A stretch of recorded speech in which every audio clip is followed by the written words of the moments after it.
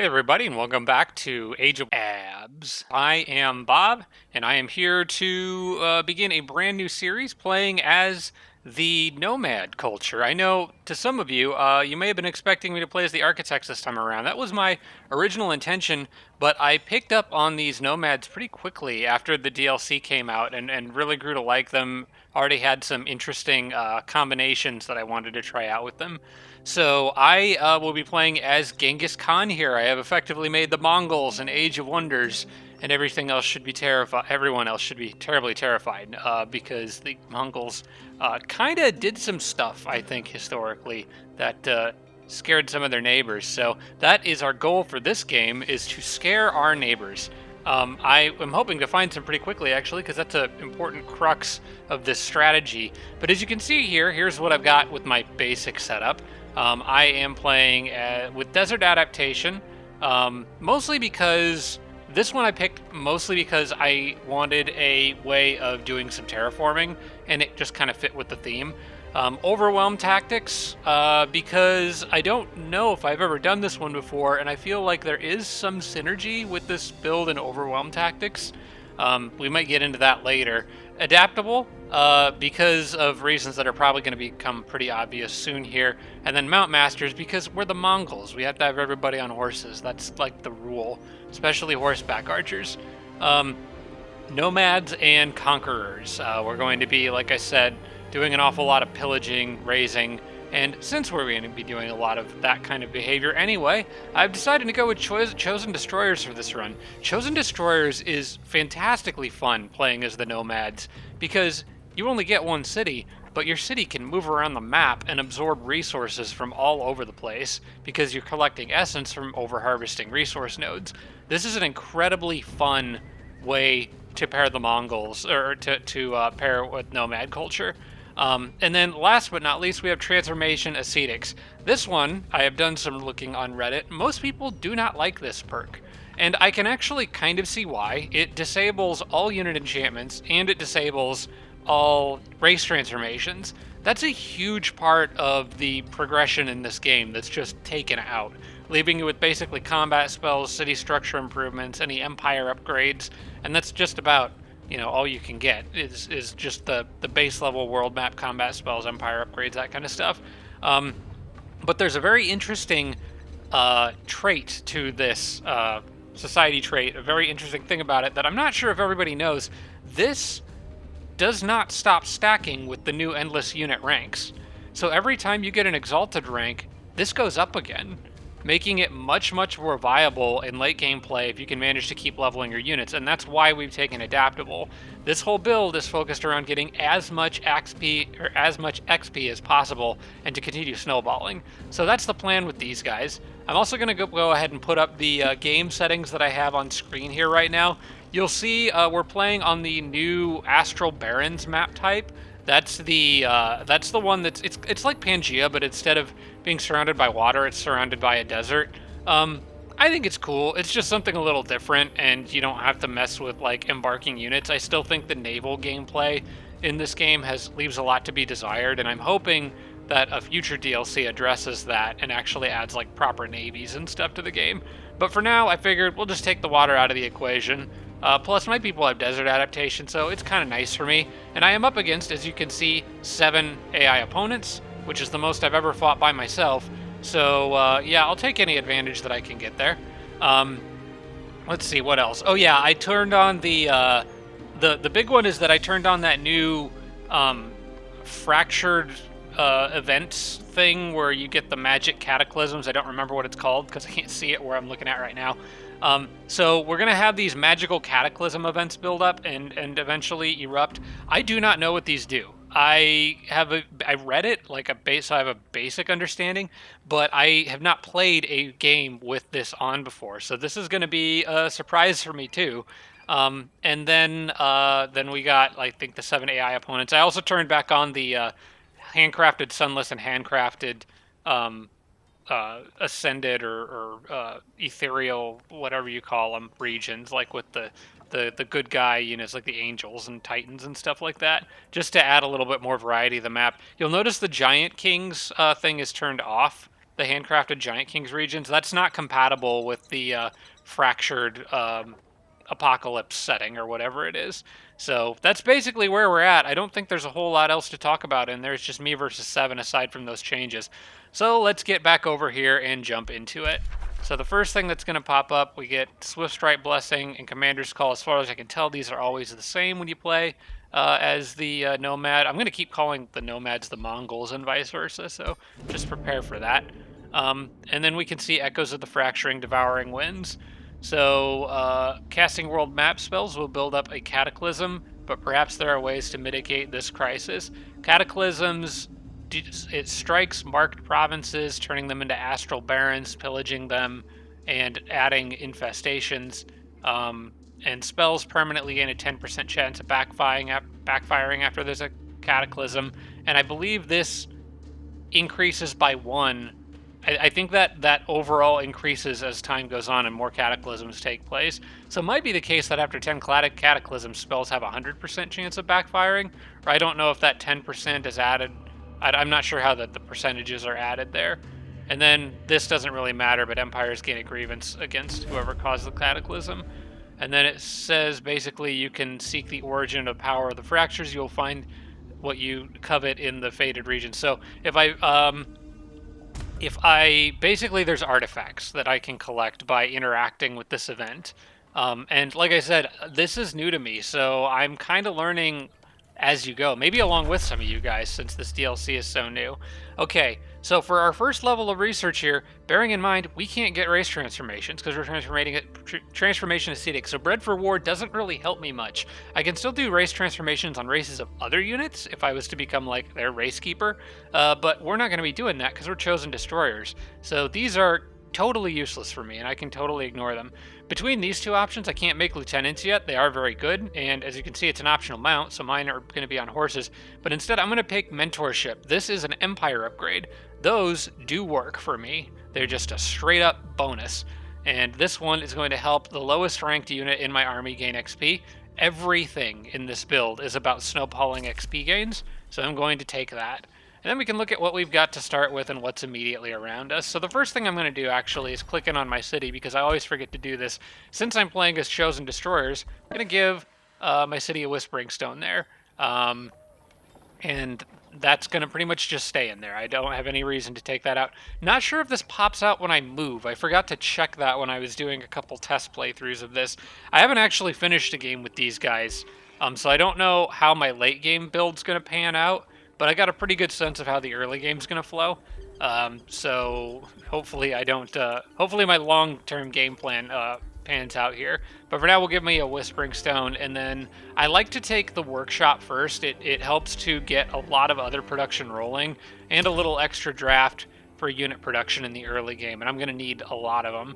And then I normally start with a Wind Warrior. Just because I already have... actually, I didn't start with... Huh. You know what? I didn't start with... Oh, no. What it is on the normal start settings, I get this Tier 2 Dustweaver instead of another Raider. That actually, in my opinion, might make things a little harder. I think I might want the Raider instead of another Wind Warrior. They're very good. So I'm going to take them. And then I need to try to remember that I have Overwhelm Tactics. I don't think I played a game with that before. Basically, units standing next to each other get more critical hit chance. The first thing that I like to do is try to find a food pickup if I can, and I'm not seeing one. These guys do tend to struggle to grow. They grow slower. I think it requires twice as much food to grow their cities. But there's ways to get around that. But in this very early game, I kind of do need a little extra food. I don't know that I'm seeing any, so the second best thing that I can do would be to look for the city-state nearest me. Because I pillage their stuff, I can take food from them. I am going to split up my units on this first turn. Who's out here? We got 2 Daylight Spears. That's an army that I probably could take with no casualties now, but I'm not sure that I want to. I'd be a little more comfortable going after these guys, but I don't have magic, and that bastion would be a problem. So on this first turn, I don't think I'm going to do any combat. I'm going to wait until I get at least one more troop. And in that, with knowing that, I'm going to spread out. Okay, if I clear this, that'll give me food, and that's a clearable fight. I could do that. So what we're going to do is move these guys down here. Yeah, right there. Yeah. And then I could put the scout with them. You know what? It doesn't matter because Genghis Khan hasn't leveled up yet. So no one in this army is going to get experience other than the base experience gain that units now get. Experience is one of the many things that was totally reworked in this this particular version of the game. So yeah, I think base XP, like this is just a Dune Rider standing by himself, and he's gonna get 10 XP per turn this turn. Yeah, the base amount is 10 XP per turn, which is kind of like if you divide everything by 10, it's roughly equivalent to what the system was beforehand. It would be almost like him getting 1 XP per turn. It doesn't quite work out exactly that way in all scenarios, but that's more or less the gist of it. I'm going to drop a quick save here so that we actually have a save of this game. And I think that's all I can do on this first turn. I've assigned my Whispering Stone. We've got a building and a unit being produced, and we're on our way to grab some food that we're definitely going to need.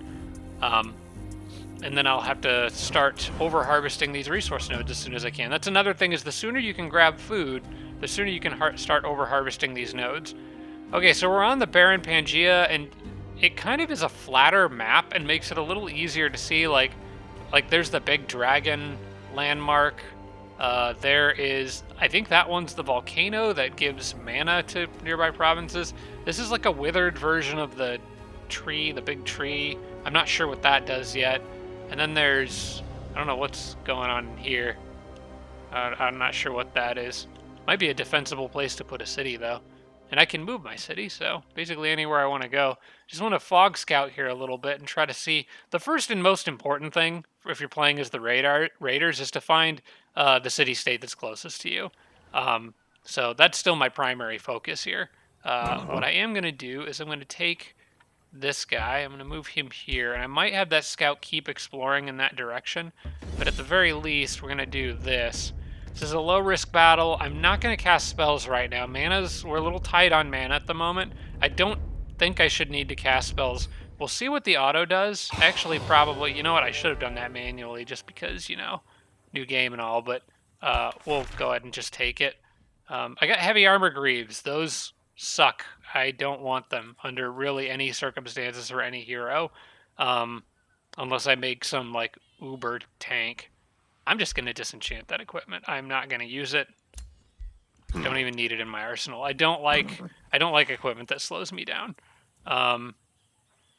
Let's see. The more I'm moving, because I have desert adaptation, the more I move on actual... Oh, hey, I see my city-state. It's up there. And there's a food pickup nearby. Okay, that's good. All right, Scout can stay here for now. Unfortunately, he really does need... Okay, I'm going to have him go up there and grab the food while my army goes back to, yeah, I want my army to go back here and heal up. This guy is just a scout. He can go grab the food. Although, these guys' scouts are surprisingly pretty good.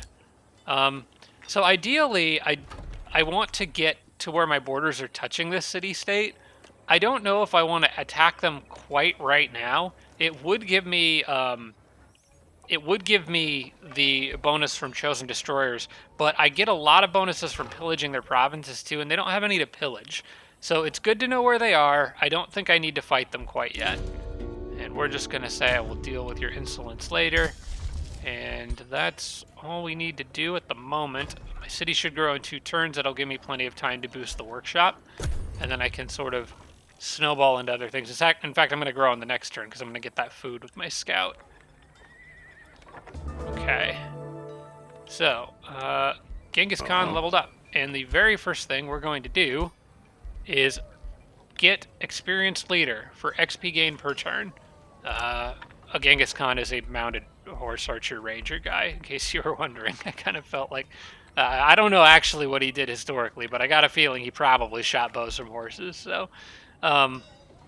Experienced leader, 15 XP gain per turn, so we're going to take that, and that's going to go to my entire army. So now these guys that were getting 10 XP per turn are now getting 25, and also +5 for being in palisade walls for a total of 30. That's a very large amount of XP gain. Genghis Khan is, of course, an instructor. So if I get his legendary rank, or his what is it called? The big renown bonus, the major ambition.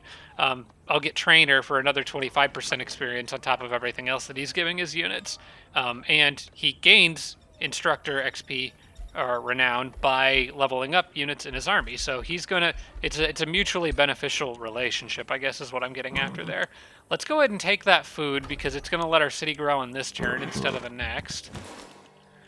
And then I can go back here and grab really whatever I want, but it's going to be a farm on a quarry. I want the production, I want the food, and I want the workshop boost. So that takes care of all three of those things all at once. And then how far away is this province? That's 2 spaces. No, that's 3 away actually. That's further away than it looks. Okay.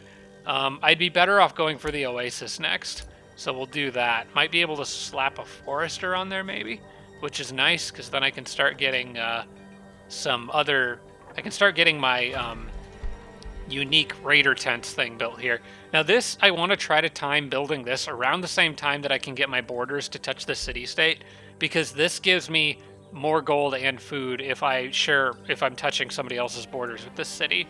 Of course, I can't always move my city, but I find that, like, at the very beginning of the game, it's usually better to kind of stay where you are and over-harvest the things immediately around you. You don't really need to move right away, because you can't build this right away anyway. So I'll be patient on that and come back to it. Now that these guys are healed up a little, I'm going to move them to here, but I'm not going to move them out of the city. I want them to stay in the city's domain and in the wall specifically for that little bit of extra XP gain. And then I'm going to have my scout probably go out and start just scouting. It's tempting to leave him with the rest of my units because they are strong enough. The Mongol scouts are strong enough, the Nomad scouts are strong enough to actually make a decent difference in a fight in the early game. But I, in this case, am going to just rely on producing units in my city. If I can get 5 units once that raider's done, I feel like I'll be in pretty good shape. And every time my units rank up, because I have transformation ascetics, they're getting more damage output and more health. So they're going to become very strong very early. A lot of times transformation ascetics is basically considered, it seems like, based on articles I've read online and Reddit posts and stuff, it seems like people look at it as sort of like a rush strategy, and that's valid. It really is good in the early game for rushing. It's like a race transformation you get at the start, and if you can rank up fast, you can get way more health and damage output than anyone else can before they get their enchantments up. But people feel like it falls off in the mid to late game. But I feel like with the exalted or exalted unit ranks, you can stack it and get a lot more mileage out of it. And I thought that would just be a fun way to play. Okay, unfortunately, these guys are expanding their borders in the opposite direction, probably because that's where their resources are. I'm betting they'll grab that one because there's a mana node on it. So if I expand anywhere that doesn't have a resource node, I probably need to start expanding towards this tile or this one. I could take this one, and then I could take that one, and then that one. So yeah, number of possibilities there. But you always want to think about raiding your first city-state. Also, what do they have in there? 5-stack army, not too scary. That's something that we can manage if it doesn't change. I'm going to send the scout up more. Okay, good. There's a creature cage here. Let's grab that. Any extra units are welcome. It's a Gore-Tusk Piglet. That'll benefit from the fact that I get lots of XP, and it'll evolve eventually. I see a rainbow clover over there. The city-state might expand towards that as well. We'll see. Or they could get this. If I over-harvest my resource nodes, I might reposition my city up here. It depends on what these guys do. I do see another shiny pickup out in the forest or somewhere. There it is. I think that's scrolls.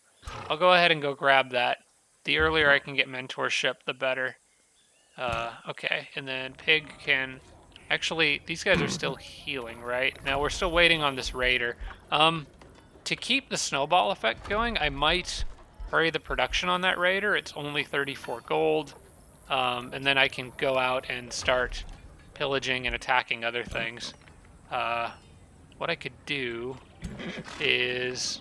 Yeah, let's do that. Let's do that. I can go out there, I can hit them. I might be able to even make it back in my borders. But I want to keep this moving. I don't like to move slow with these guys. They're all about that snowball. Now I'm going to make another Wind Warrior, and we'll kind of alternate between them and the Raiders. And I'm going to go here.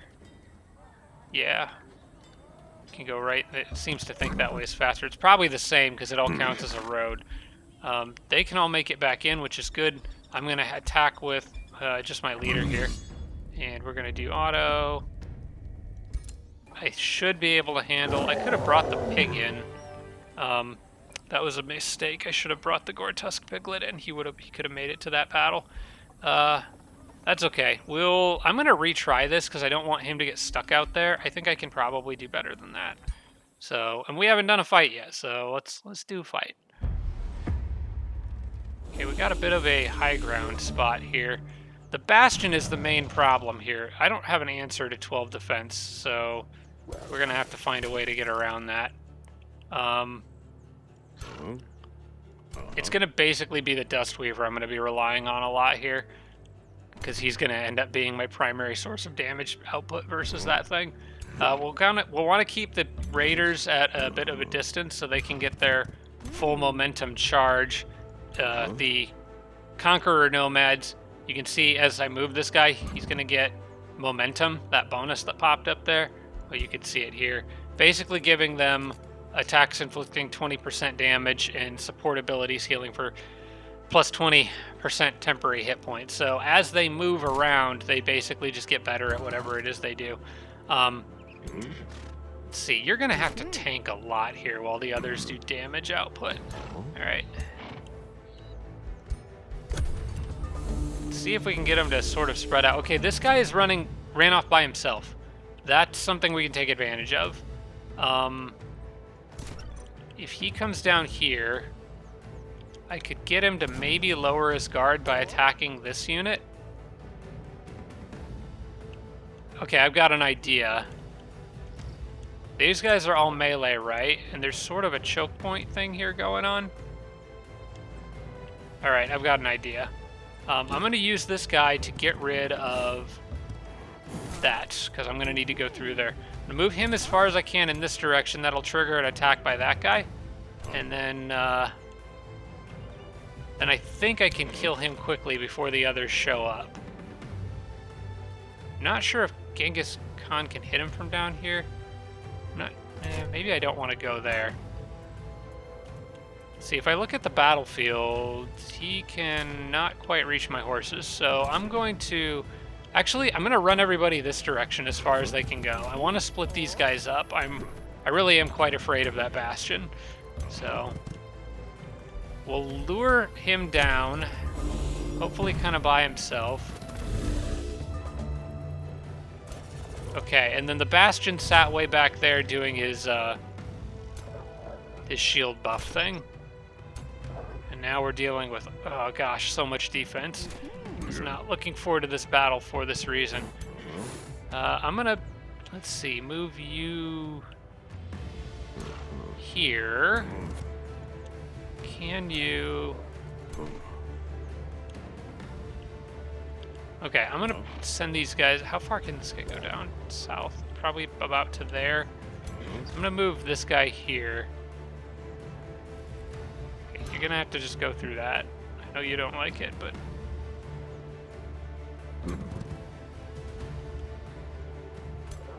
Okay, that's okay. If I move you, how far can he go? He can't quite make it to these guys. Okay, that's good. I want to lure him into going after my shield unit. If I could lure both of them into going after the shield unit, that's even better.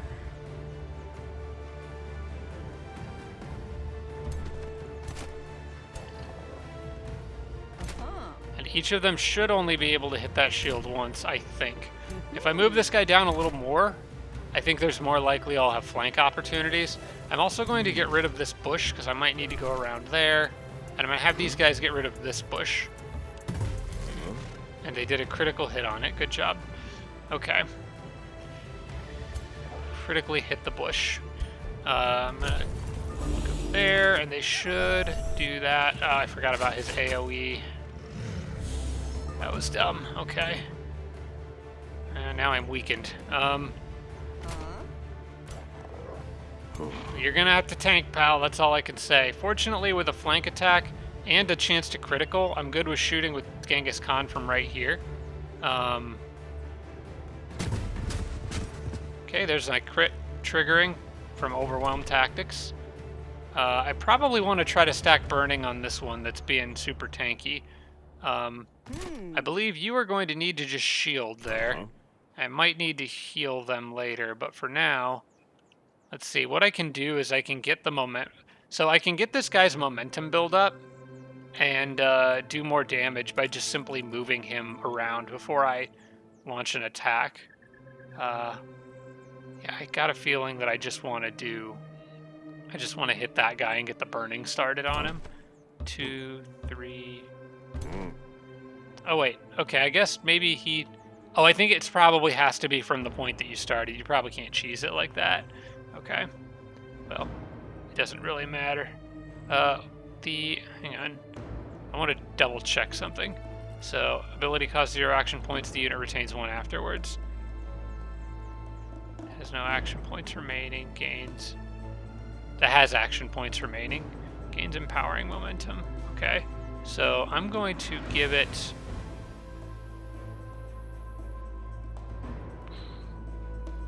Do I want to give it to this guy and then go on the offensive, or do I want them to just tank? Because they could probably kill that unit if I gave it to them, but it leaves this one a little open. The bastions... You know what? I am going to leave things the way they are. The bastions can't quite make it to me on this turn. If I flank around with this guy, they will be able to. But I think I'm going to leave him back here like that. Okay, I'm going to tank, and I'm going to use this weaker unit to sort of block for me because he can't do that much damage. So we'll just hold here. Actually, better idea. I'm going to give it to this guy. So I'm not going to have him move very far. But if I do that, then he can get another stack of burning on this guy. And the more burning, the better. So let's do that. Probably actually should have hit him with this guy first because it would have broken his guard. But we've already dropped one of his people and he's double or twice on fire. So I can finish this guy off with the raider. I'm not too worried about the bastion hitting me from there, so I think this is a good move. And then these guys could freely hit at this thing. You know what? I think I am going to take the opportunity to get some damage output here. Oh, except they have inner fire. Alright, well, in that case, maybe I want to go ahead and pop a heal. I'll wait a turn on that, because he's not going to die on this turn. Yeah, he's not. I'm not in any danger of losing anyone here. Okay. Do all these guys have inner fire? No, they don't. It's just a couple of them. Alright, well, I could move and try to attack him, but the tree's kind of in the way. Let's go ahead and just cancel his retaliation. And then I will... You know what? I can just finish him off from here. I kind of want to use this guy to hit the bastion and get fire on him. Can I trigger momentum on Genghis Khan by moving him around? I don't think so. But I can get a flank attack. Do I want the flank attack, or do I want to go for overwhelm tactics and try for the crit? I think I want the flank attack. I want to set him up to where he could... Oh, it's not going to be a flank attack regardless. Well, it could be. It's just my odds of hitting this guy suck. Why are my odds of hitting him so bad? Are they evasive or... well, no, they're elusive. Oh, there it is. Quick reflexes. Okay. Oh, that's annoying. Alright, well, I will just Take the critical hit chance then. If I move here, I can actually finish... Oh, this is better. If I finish this guy off... Ah. Okay, just finish him.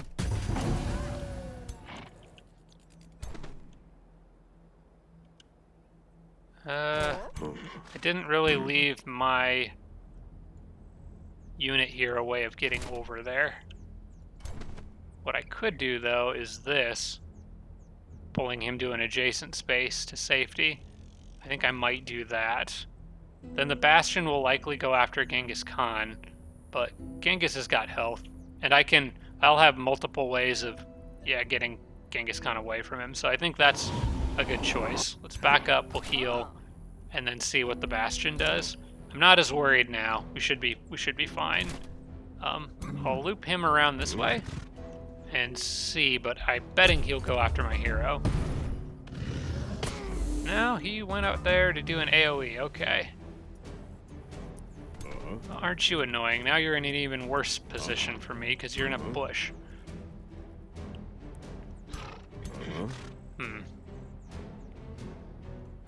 I might move away from him just to get him to come out of the bush. Yeah, I think I'm going to. I'll just take the attack of opportunity. I do not want to fight him while he's in that bush. I need to be able to actually hit him.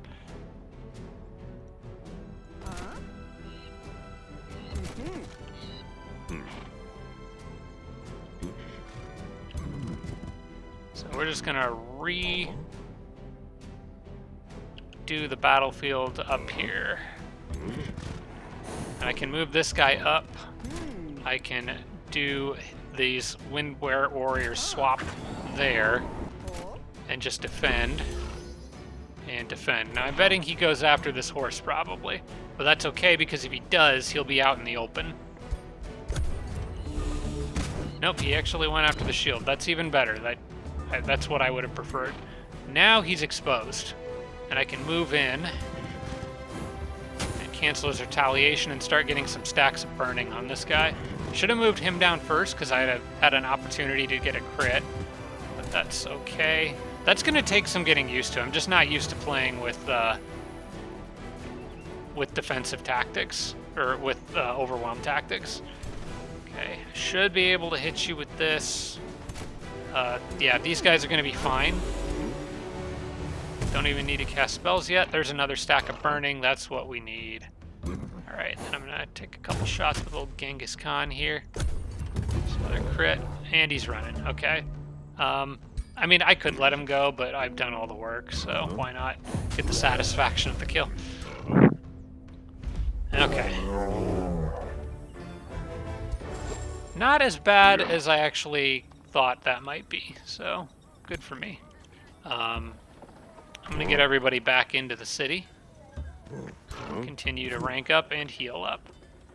That was maybe one of the harder fights I could have run into, mostly because of the defense and resistance changes. It just is way harder now for people who do physical attacks to take out shield units, because shield units just have... They rebalance the game so that units that are like shield class units, generally speaking, have a lot more physical armor than they do magic resistance. And since basically every attack the source of the attack matters more now, like wraiths may do melee attacks, but they do magic damage because they're a magic fighter, so that would check against resistance. All of my units do damage that checks against defense, with the exception of the Dustweaver here. So what units counter, the unit counterplay is a little more straightforward now than it used to be.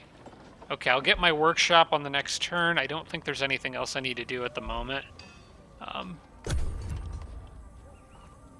do want to go beat those guys up, and I think I could probably do that on this turn. Yeah, that should be a battle that I can handle with that boar being down here. Genghis Khan leveled up again. We are going to grab Decisive Command is the next thing I like to go for, because it's almost like having another unit for a turn. It's very, very good. And then I kind of like to go for the foraging trainings, but Decisive, I like Decisive Command more. I think it's incredibly useful. I prefer the free action variant of this, because this one jumps to another additional target within 3 hexes. I don't really like the randomness of that. I would just rather have it be a free action and then my leader gets to do a hit. It just seems better to let your leader do more fighting than another unit that you can't manually select. So we're going to confirm that choice and move back out here. Probably attack this with the boar. I think is going to have more movement. Okay. Yeah. Let's go here. And then hopefully the boar can make it back in the city for levels. But for now, this is going to be fine. I'm going to just leave spells off. I'm getting a pretty steady excess of mana here, but I don't think I should need it in this battle, so... Okay, well, we're going to do this one ourselves because the boar got himself killed. I like these quarry fights. Lots of choke points and stuff, and I can make it hard for their ranged stuff to get to me. This guy is a malevolent orc. Pack tactics and Pegasus mounts, which doesn't do him any good. So he doesn't have extra accuracy or anything. Yeah, I think we can just kind of play this one a little bit more hold the top of the hill kind of thing. So I'm going to split these guys up. Probably have Genghis Khan stay more in the middle for now. And you can stay there, Boars can stay there, I'll put you here. We'll see how they approach me, is really all I'm gonna do. Okay. Yeah, I'm gonna let them come to me, I think, on this one, if they are willing to.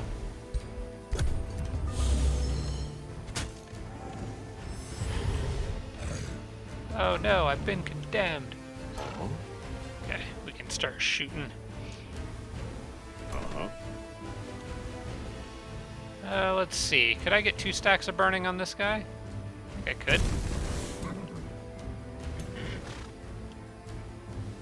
Yep, let's just do this. Okay, that's 2 stacks of burning for you and a few arrows for the road. He shouldn't be able to make it to me on this turn. Now these pikes are gonna... Oh, he could make it to me on this turn. Okay, well that's where the shield guy comes in. I need you to block those pikes. Actually, I don't think he could, but I think I would rather him do that anyway. In fact, I want both of them to hit my shield guy on this turn to let his guard down.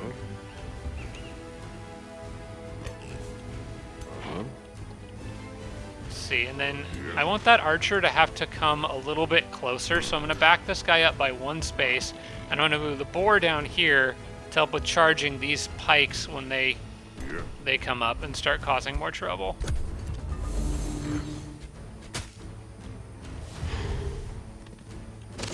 Okay, the pikes did not go the way I was expecting, but that's okay. He is facing in a direction where I can flank him with the piglet, canceling his retaliation, allowing my guys to move. And then these guys, I am going to run around and flank them in the back. Do I want... Yeah, I'm not going to worry about the critical hit chance. I just want to break his guard and inflict some burning. The raiders inflict burning if they build up momentum. See, I probably want to move these guys, yeah, to get them out of Genghis Khan's way.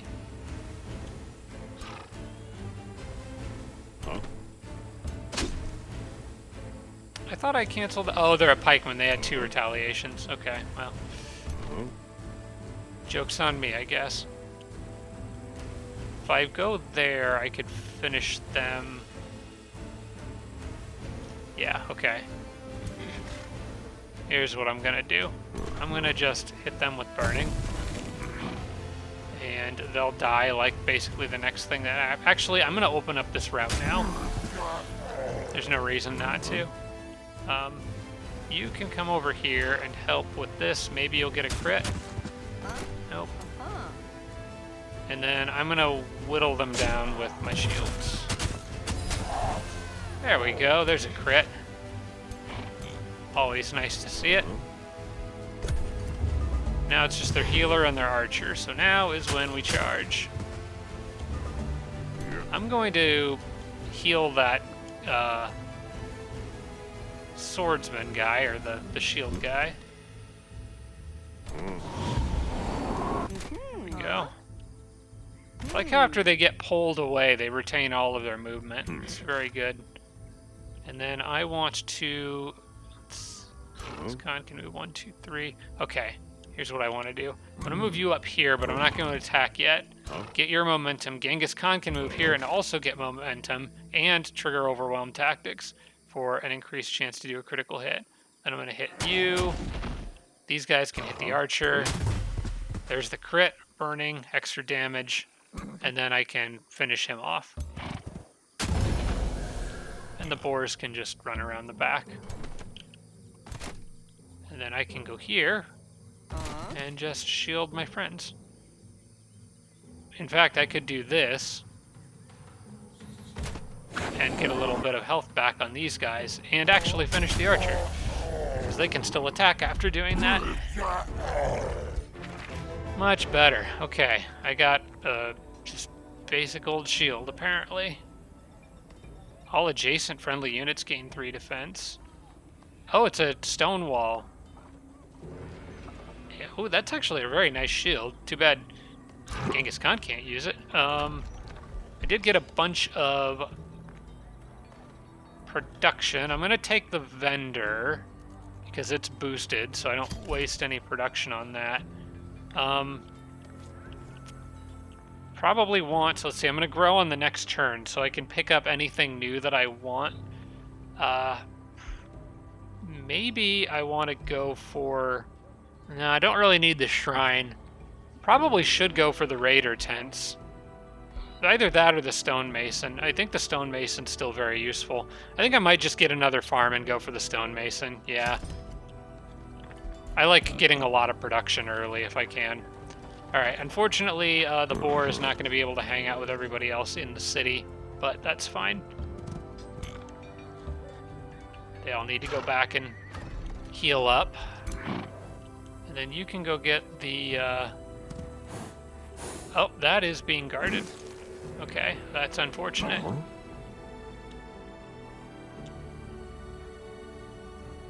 Now let's just keep going east, I guess. Basically, just kind of want to run the scout around looking for pickups.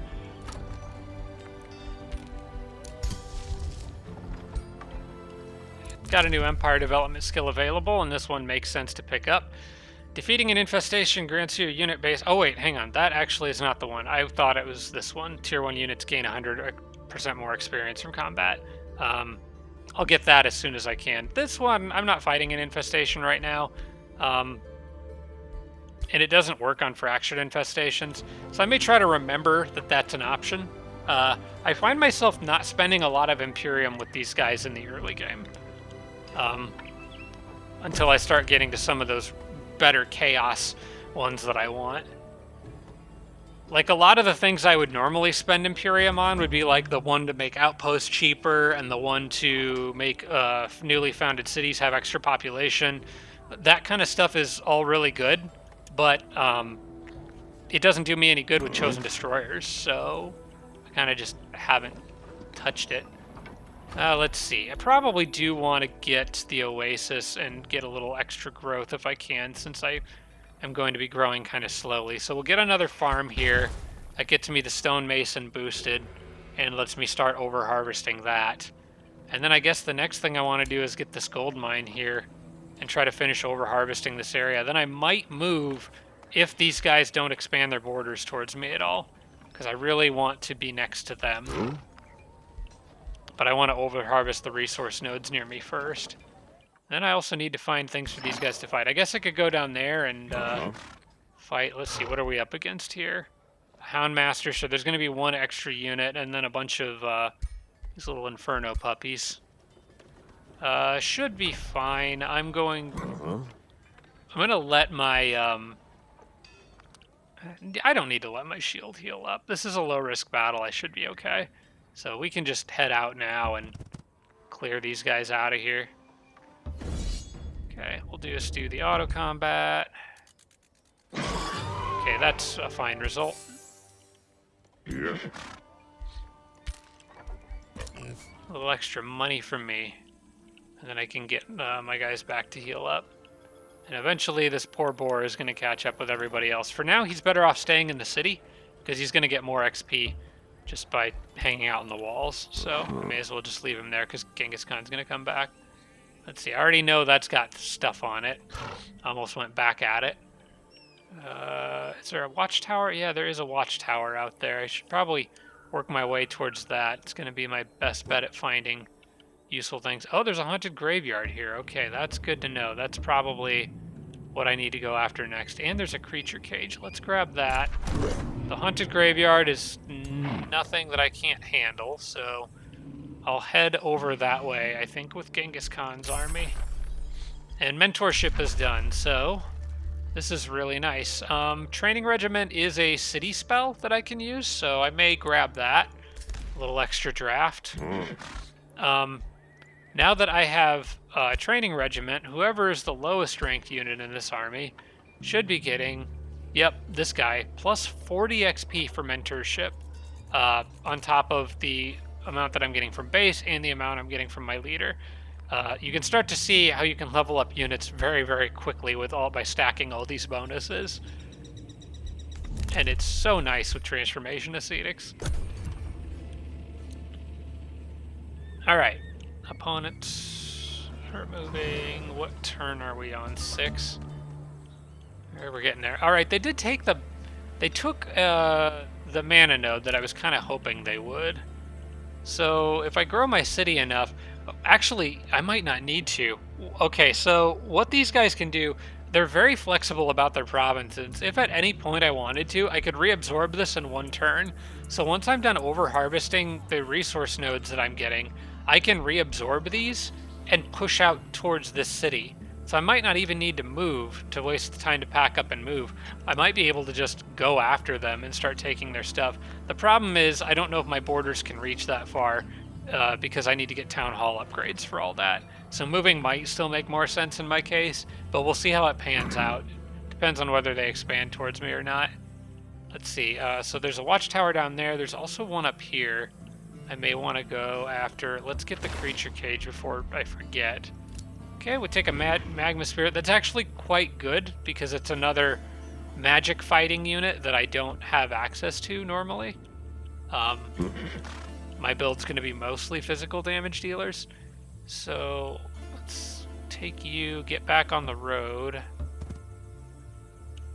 Okay, there's a lost soul, but I would have to talk to him with my leader. So it's too far away for me to worry about that. Alright, let's get you back in the city borders and patched up. I'll also have another Wind Warrior next turn. Okay. And I think that's it for this turn. Is anyone else casting world map spells? Cataclysm meter's at 255 out of 1,000 already? This could get kind of nuts.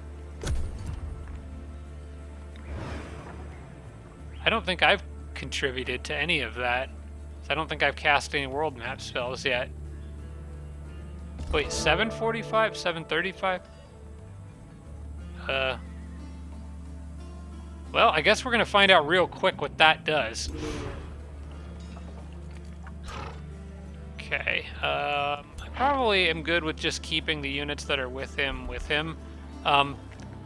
Gourd-tusk piglets and, you know, like, the magma spirit, they're not going to get anything out of transformation ascetics from leveling up, but they do still evolve at tier, or at that legendary rank. So I think it's worth keeping them with Genghis Khan until they evolve. Then I probably want to keep race units with them. Okay, so I gonna get the watchtower here.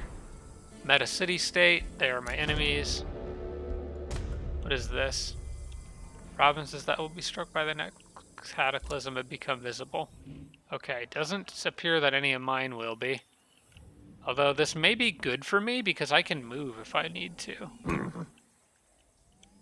Oh, I don't think I want to go that way. Even though I do want to get the small creature cage that's down there. Those guys will attack my scout. I would rather not lose my scout just yet. So I think I may go back and up north and around. Could also go around this mountain range and then loop back around down south and see what's all over there. Probably want to do that, actually. Yeah, we'll see what we can pick up over there. Genghis Khan leveled up because he's getting passive XP gain and gains for his army. What I want to do at this point is I'll give him Initiative Chaos, mostly just for Searing Strikes. 10% more damage against targets that are burning. I have a few different ways of inflicting burning, so that's handy to have. But I'll use the extra point that I get from it to get both of these army leadership bonuses. Faster unit regen, which will help with the extra health that my units will have, and then plus 10 HP and plus 2 status resistance on all my units in his army. So we confirm that. And he is really just becoming an ultimate army leader. I'll eventually work on leveling him up. There might be some other stuff in here that's useful. This is kind of nice. This pairs well with Overwhelm Tactics. 20% units to adjacent friendly unit, or 20% critical hit chance to adjacent friendly units. More bonuses to adjacent friendly units. Huh. All non-Hurrians. These all stack very well with Overwhelm Tactics. I might end up getting a lot of these. I don't really care as much about the unit upkeep, but the others, there's a lot of good stuff in there. All right, we're gonna have him hold up here for a second. And you can hang out there. We did produce the Wind Warrior. I still want to keep making units, so let's get another Raider. The more the merrier.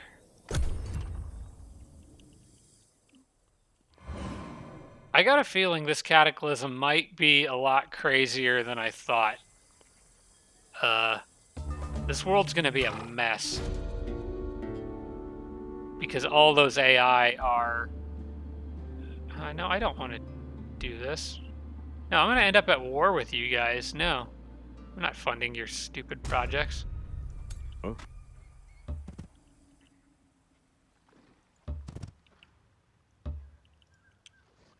I got lava over here. What's this at? 865. My gosh, these people are going to set this Cataclysm off like a million times. All the spells are going to be backfiring. This is going to be nuts. Alright, well, I guess we'll see what happens. Anyway, everyone's patched up well enough that I can head out. I do want to split up. I'll split off from that one horse guy. And pick up the magma elemental because I really do want to evolve that guy, and then everybody else can just sort of catch up. But yeah, any infestations around me, I'm gonna want to clear quickly.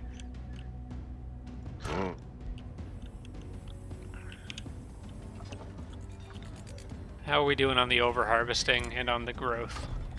Grow in one more turn. I'll get the stonemason in one more turn. Okay.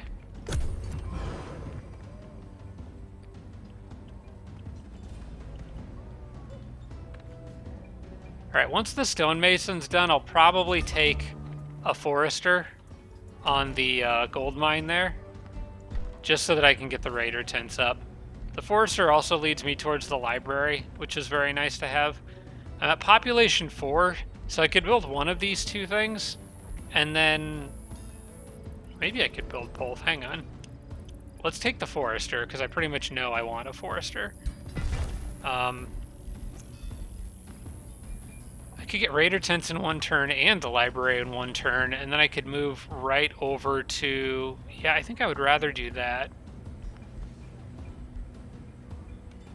Let's get the library... Let's get the raider tents first. Then the library, and then start working on the town hall. Yeah, I'll do that.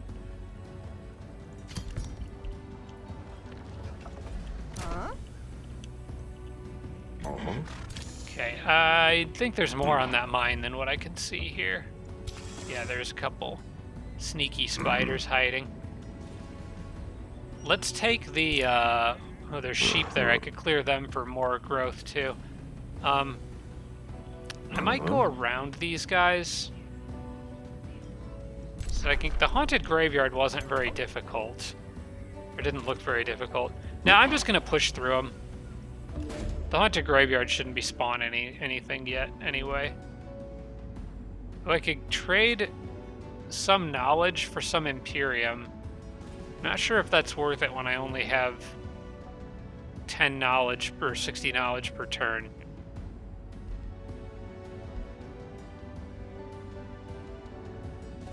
Imperium is Imperium. Essentially, for 6 turns... So I'm trading 1 turn of knowledge for basically 1 turn of Imperium. I think that's probably worth it. I will take the Imperium. I'm going to need the Imperium in the late game, in particular. I don't need it now, but I do need it in the late game. I could have just fought them for the XP, though. That might have been the better option.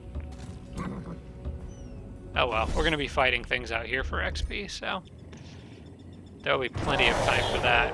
I'm good with that result. That's fine. Got a graceful judge mount. All right, well, new mount for Genghis. Ditch his horse for this giant Pokemon. Confirm. And now he has Touch of Grace, so he can give units grace. Cool.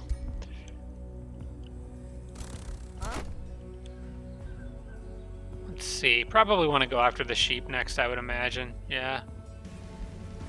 I can leave these guys here. I could even found an outpost out here if I wanted and put a mine on the gold. That might not be a terrible idea. I think I would make some money back on that. I'm not sure if outposts over-harvest, though. I don't think they do, because there wouldn't be anywhere to add essence to. Let's see. At this point, probably want to grab the lieutenant because I'm not too far off from getting that town hall upgrade. Let's see. It would cost 50 to build an outpost because I don't have enough Imperium to get the discount on it. So I'd be spending 50, but if I put a mine here, I'd be making a little bit back over time.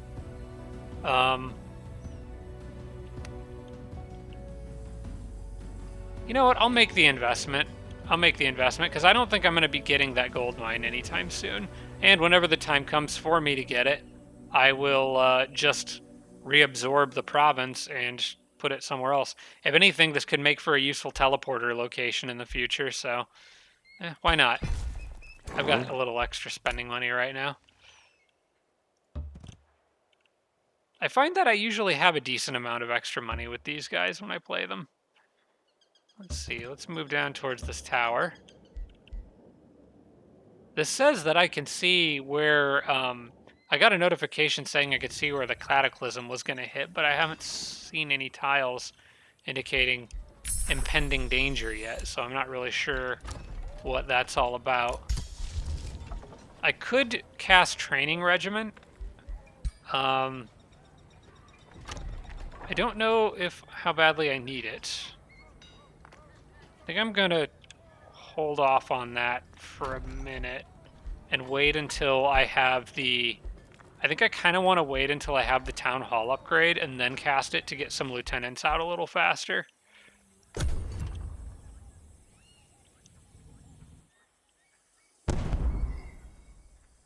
What? Oh, that was the Cataclysm going off. Cataclysm has struck, but I don't know what caused it. And we're at 50 out of 100 or 1,100 now. But the computers are burning through that really, really fast, so...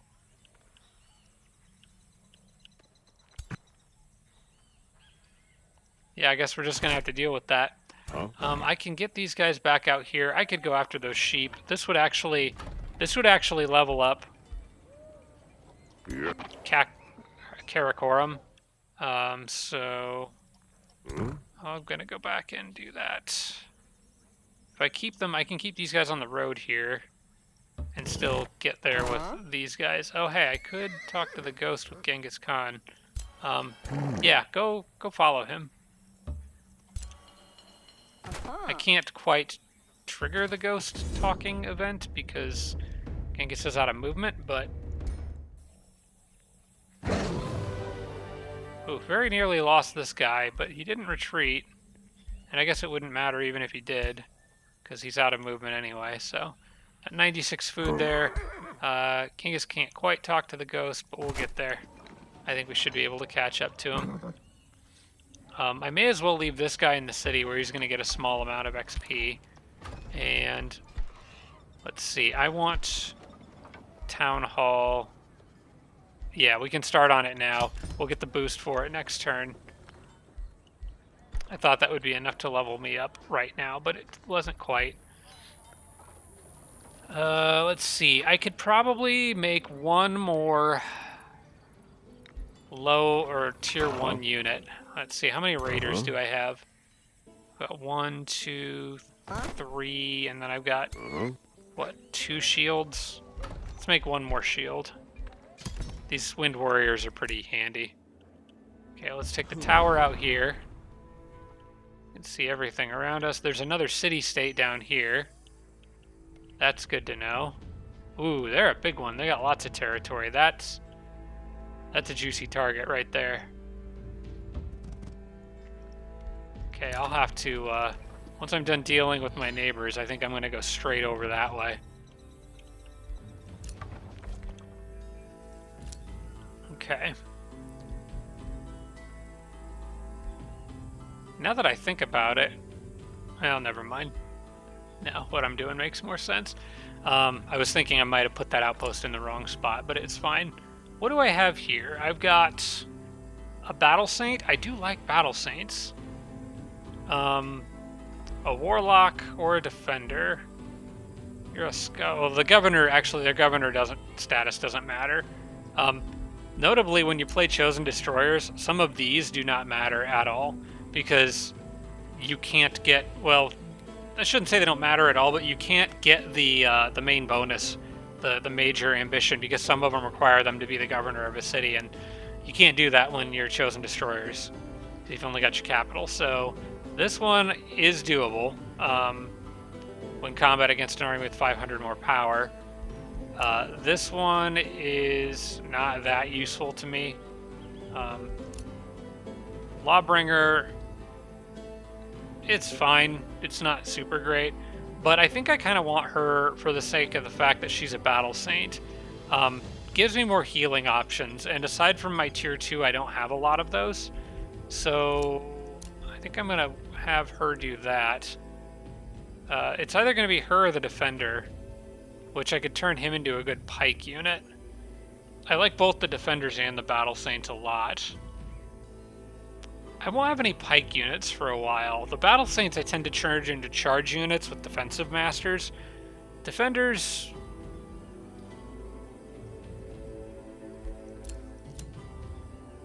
but they can get smite. I think I'm gonna go with her. I might come back. You know, they'll both be here. He'll still be here later. I think right now, I think I kind of want the Battle Saint. I don't really like the weapon that she has. I don't really want her to have a staff. I would rather her have a melee charge attack weapon, but for now this is fine. Spear of Fire. It's more burning. It's basically like having another Dust Weaver. So let's see here. So I don't have any level ups for her yet, but we'll work on it. For now, this will do.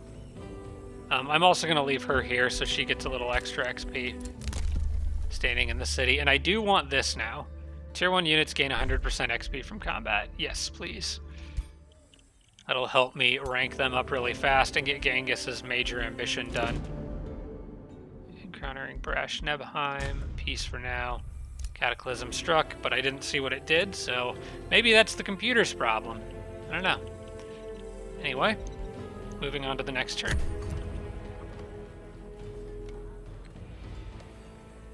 Come on, guys, expand my direction. I dare you. It'll be fun. How are these provinces laid out? If I'm gonna move towards them, where should I move? I'm thinking this spot, maybe. That spot or this spot?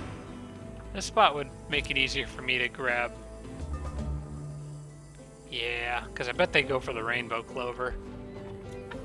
They can use the extra Imperium I got to hurry these things so that they'd be done at around the same time if I need to.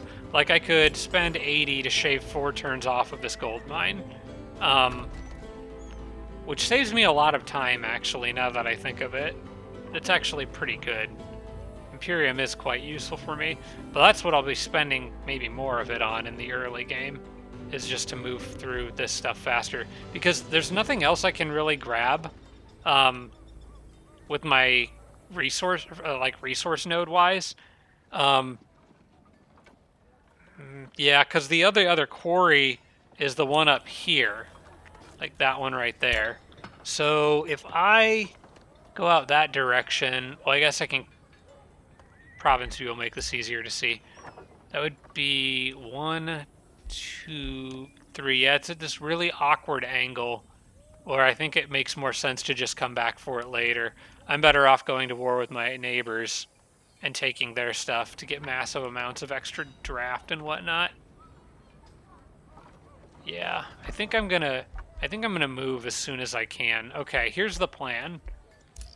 This will be done in 4 turns, right? This will be done in 8. If you hasten over harvesting, you cut it in half. So this will go down to 4, meaning these 2 will be done at the same time, and then I can pack up the city and move. That'll be around the same time that I can finish a tavern. I might hurry the production on it, but it'll be right around the same time that I finish the tavern and grow the city again, so that all times out really well. And then I can go be mean to my neighbors. So I'm gonna do that. I'm gonna hasten the over harvesting of that because there's no other resource nodes that I'm gonna be waiting on. And I don't know, probably just take a quarry to help build things a little faster for a few turns. Yeah, I guess that makes sense. All right, cool. How are you guys doing health-wise? Only one of you is pretty beat up. The rest are fine. Do I want to stay out here and go after that knowledge, or do I want to come back and have him take a breather for a turn? I think... what was in there? There's like 5 of those... I think there were 5 of those entwined root skirmisher guys. I probably want to bring a few extra friends for that, so let's fall back.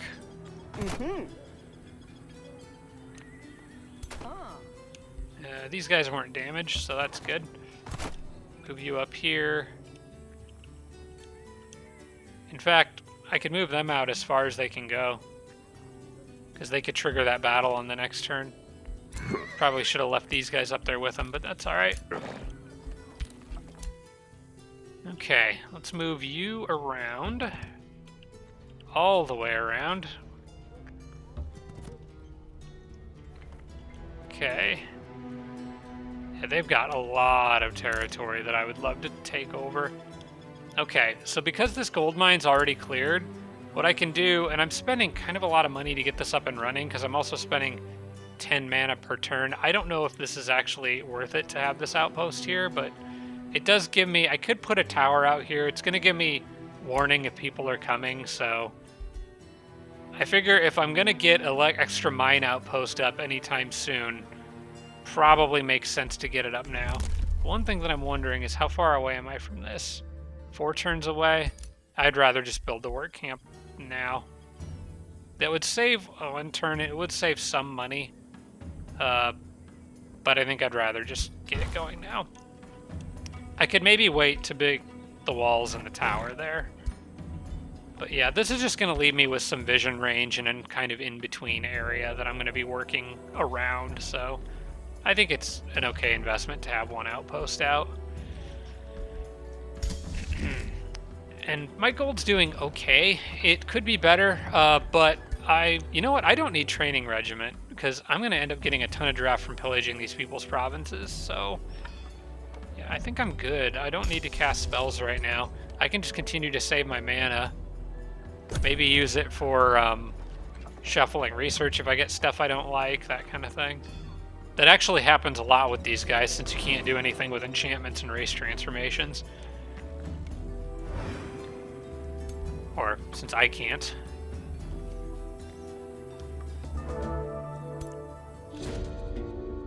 Okay, powered made flesh. Okay, yeah, I like these hero quests. I'm gonna help her out. Wants me to go kill that bird. That's something we can do. We were going out there anyway, so gives me a nice thing to do during these few in-between turns where I'm kind of like getting ready to move my city. So you can see I've over-harvested my iron there. And 3 turns left on the other things. Is it worth hurrying production of this? I don't think we need to. Yeah, actually it is, I think. So there's some weird math here, but I know that in 3 turns I'm gonna want to start packing up my city, right? So 1 turn to finish that, and then another 3 to do the tavern. I think, if I queue that up. Yeah, it's gonna be 1 and then 3. So why don't I hurry production of this now? Because this gives me 10 gold income per turn. And then I have that extra 10 gold. So this really only costs 6. Or if I wait to hurry production on the tavern, it'd be costing me more because I wouldn't have... basically, I'm just getting an extra 10 gold this turn because I'm going to be hurrying one or the other. So it makes sense to hurry the town hall now. And it also gives me some other benefits, so that works for me. I'll have another Wind Warrior done on the next turn, and then I can work on getting a lieutenant. Oh wait, I don't have them done yet. I don't think I want to... I'll hold off on the other units, because I'm going to get a lot of draft after they move. So we'll just spend a couple turns of letting the city not produce anything, and then we'll get more draft when we start pillaging provinces from these guys. Okay, you're going to have to suck it up and come with the rest of the class out here. Because we got work to do. It's the fastest way up there. This game seems to think it's this way, so that's what we'll do. And then I want you to continue to loop around. Most of this is going to be the uninhabitable provinces on the edge of the map, which is fine. I can still ride through them. And Genghis leveled up again. He is leveling up very quickly. At this point, I kind of want to get him Snapshot because I like Snapshot a lot, especially when it can cancel defense mode. But I don't know if it's worth going for one of these. I can't get both of them because that's locked, so it's worth deciding which one I would rather have. Probably offensive formation. While army leader, all non-hero units in the army grant plus 10% damage to the attacks of adjacent friendly units. The reason I like this, and anything that's a percentage increase, is because my base damage is going to be very high because of transformation ascetic. So that's giving me +1 base damage or +2 on non-repeating attacks every time that a unit gains a rank. So a percentage on a big number is a bigger number. So that's more interesting to me. And then this is a 20% crit chance, which is another 50% damage. I think these are good. I think these are very good. I'm going to probably get both of those. And it stacks with adjacent friendly. Yeah, and this all stacks with overwhelm tactics. So yeah, let's get those.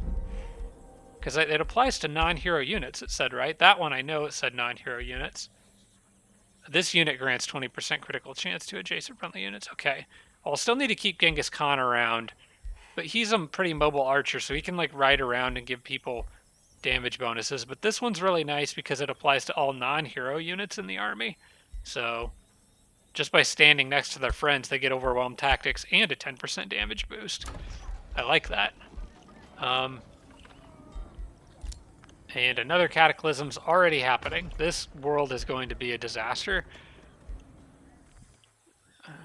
I still don't see anything that's like concerning to me, so I'm sure it'll be a problem eventually. It's just not a problem yet.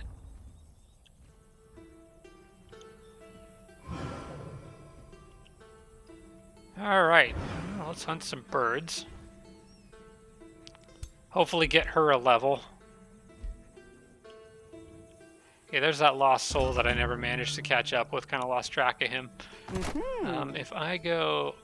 Let's go...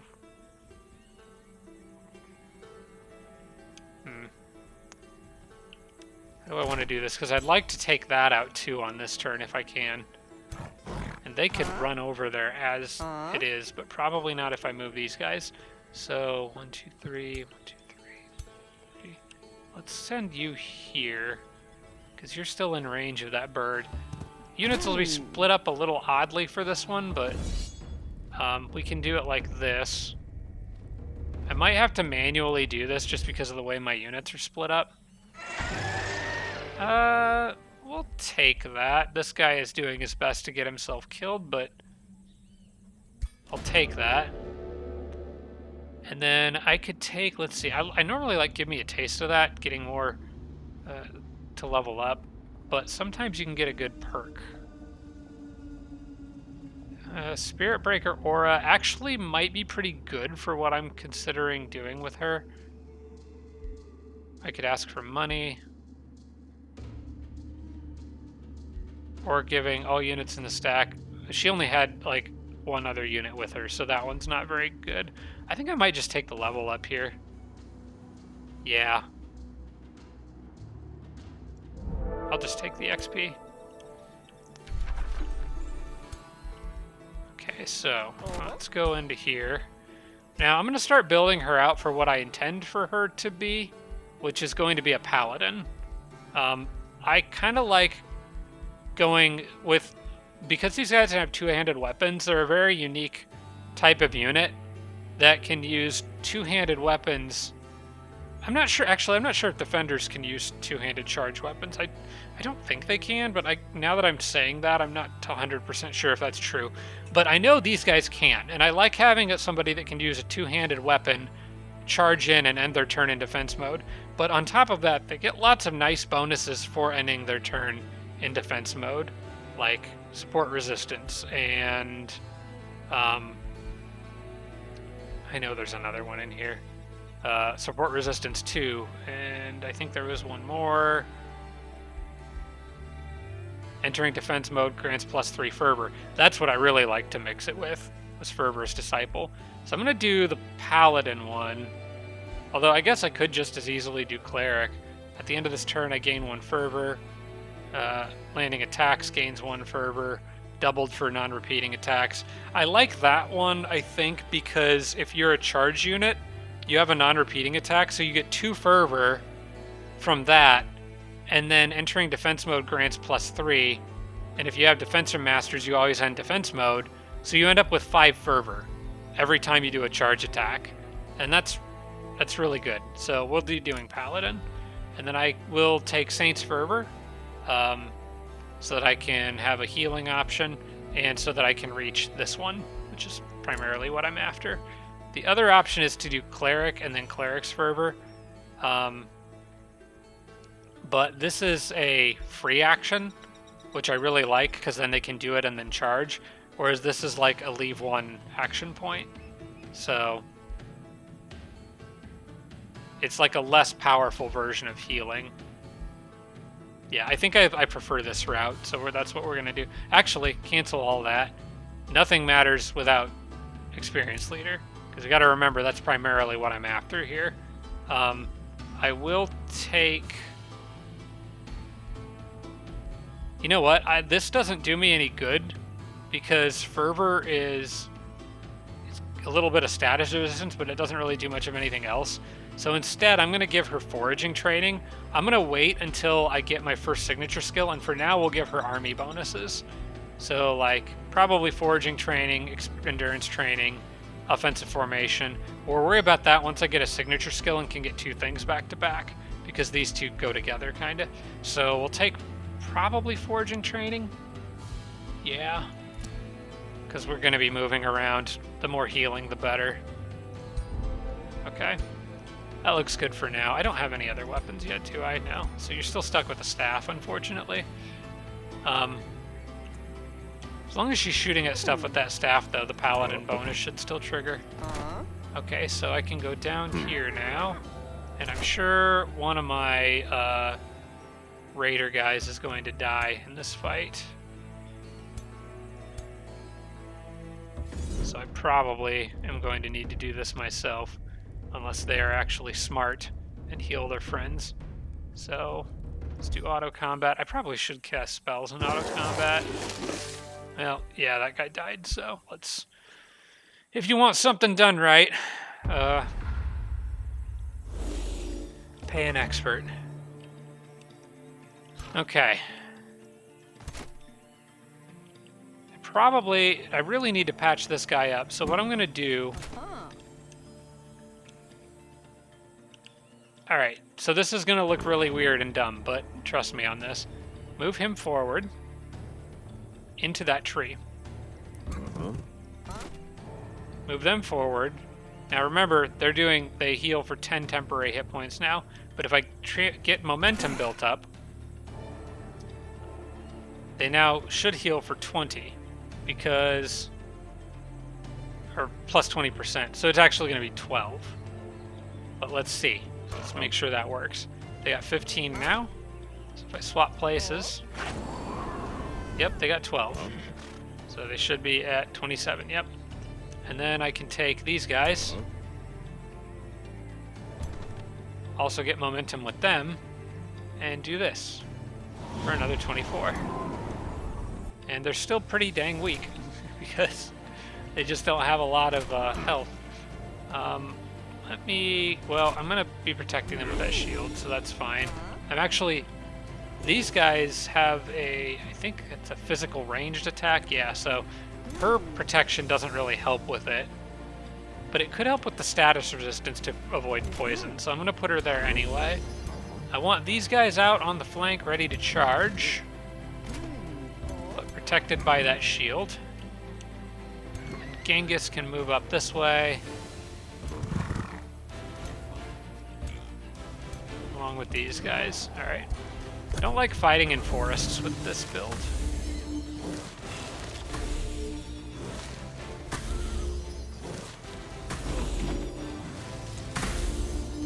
Okay. Fortunately for you, I have fire damage. But I can't hit worth crap, so... I'm just gonna hope that I get a little lucky on these. I'll take that. Let's just soften these guys up as much as I can.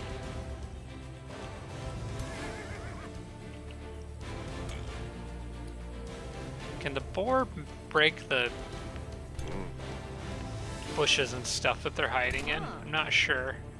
I think I want to go after this one.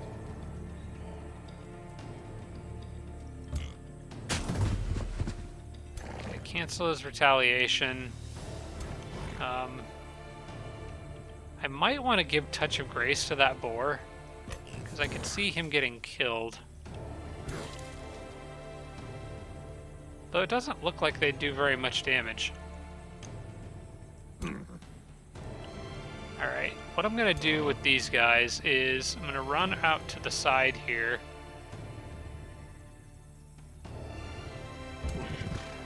I want to trigger burning on people. But I want to also make sure they're getting their momentum built up. Okay, I got an idea. I know what to do here. I want to send this guy out. And we can get one hit. And I can send you and Windborne Rescue. Then you can probably finish them off. I can leave you in defense mode guarding both of them.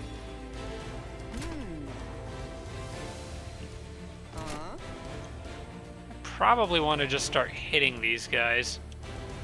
I could do a flank there, but I would take damage doing it. Unless I move her here into the safety of that bush. I could get rid of this with her fire attack, or I could just hit them with the fire attack. That might be better. Yeah, because I could use him to get rid of that bush. Yep, okay. Why don't you hit them and just start the burning? Ooh, nice crit, okay. Love seeing those crits pop. You probably don't need to be involved in this. I'm going to have these guys come around, get some flanks in the back here. And then these guys are all being pressured. Some of them can't really move from where they're currently at. Probably want to give decisive command to this guy again, and then he can just finish them off. That lowers their morale. I don't know if I want to have Genghis try to use his bow here because he might hit the boar. So instead what I'm going to do is have him hang back. Maybe over here. And give Touch of Grace to maybe the boar. Yeah.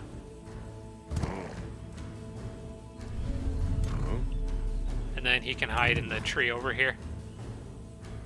And not shoot anything on this turn. Okay. And then you just need to leave.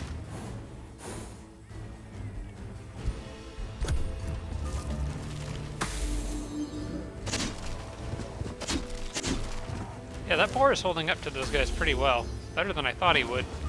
But it's probably part of the changes to how resistance and defense work that I'm not used to yet. Let's see, that's an easy kill, so let's do that. This should be an easy kill. Then the boar can run down here, cancel retaliation, and then maybe I can just barbecue that thing. There we go.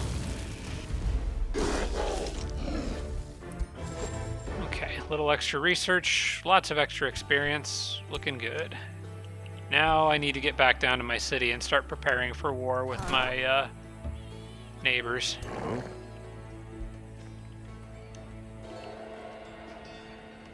Can't quite make it back into the walls, unfortunately. Okay, I'm still in range in case anything attacks them. You may as well stay in the walls. Tavern will be done in 2 turns. I'll be done over-harvesting all that stuff in 2 turns. Genghis Khan leveled up again. Do I want to go ahead and just get Champion of War now? And have him, like, give his friends critical hit chance? Or do I want to actually get... I think I might want to get Snapshot on him now. I think I want Snapshot and Disruptive Snapshot. Because it's a free action attack, and it can break defense mode. That's pretty useful. Also worth mentioning, there's Keen Edge out here to give Genghis Khan another 20% hit chance. So, lots of good options. Again, Slippery and Swift. I think I would rather have the Ranger one. But having Slippery and Swift on Genghis Khan would be awful nice. It might be worth going down. I don't really need this Versatile Skirmisher, but this is nice. And I can still get archer bonuses down here. Plus, this also leads into other things, like flanking attacks doing more damage. I don't need the melee one, but flanking attacks do more damage. Flanking attacks inflict bleeding and marked. More damage to units with a negative status effect, and even all the way down to go for the kill. There's some nice stuff on this line, and all I miss out on is 10% archer damage. You know, that's all later, for later to think about. I'm not doing any of that anyway yet. I want the Snapshot first.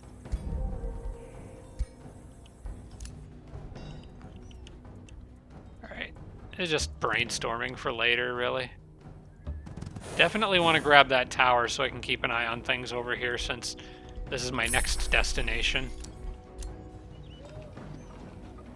Okay, 2 turns left to pack up. We are just going to... I could spit out another Dune Rider real quick. That's probably a good idea. get those resource pickups before the AI does. And I have another enchantment. See, now we're a little stuck here because none of these are any good for me. It's an enchantment, a race transformation, and an enchantment. I can't use anything in here, so I could shuffle research. Yeah, I've got mana. Let's do it. I've got mana. This actually does do me some good. Both Watchful Eye and Chimes of Momentum are actually useful for me. This is a unit enchantment, but it's a racial or cultural unit enchantment. I actually can use that one, and I'm going to need it for my lieutenants. So let's grab that. The Watchful Eye one is also very, very good. Okay, and I'll have that mine up for this outpost on the next turn.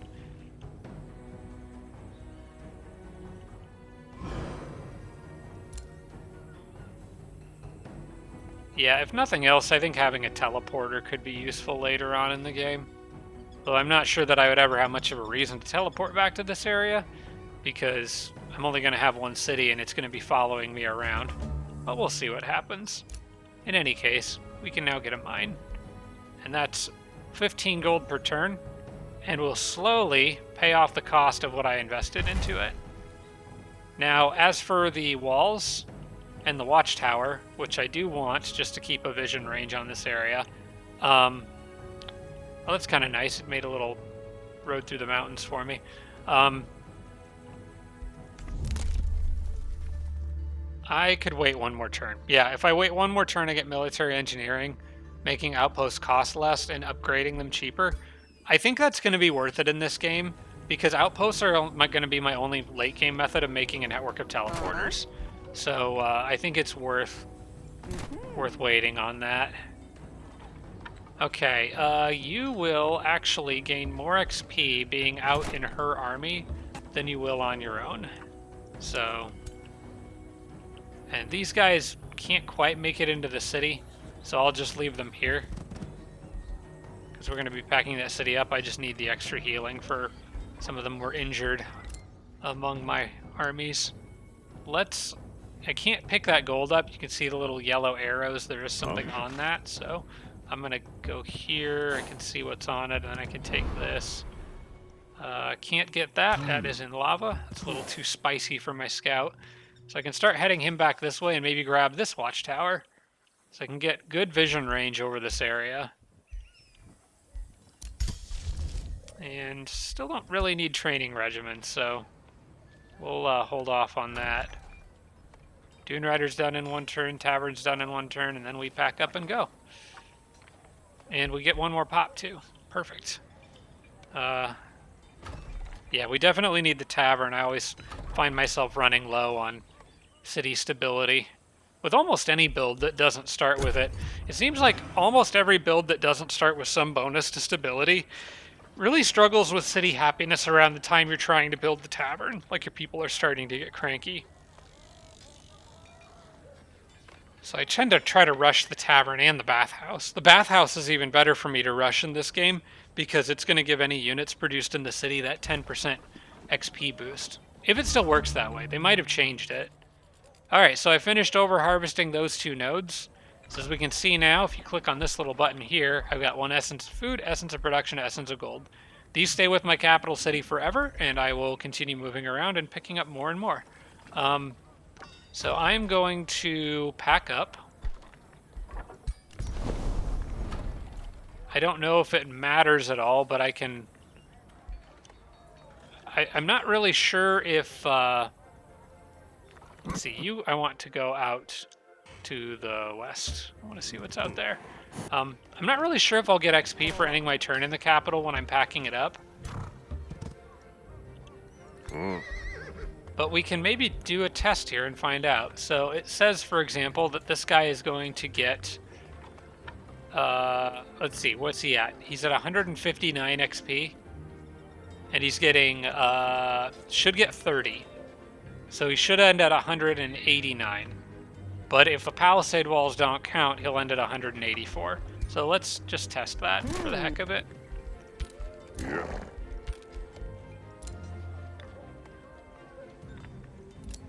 I got a new Empire development skill available too. Yeah, we want this. Battlefield looting is great.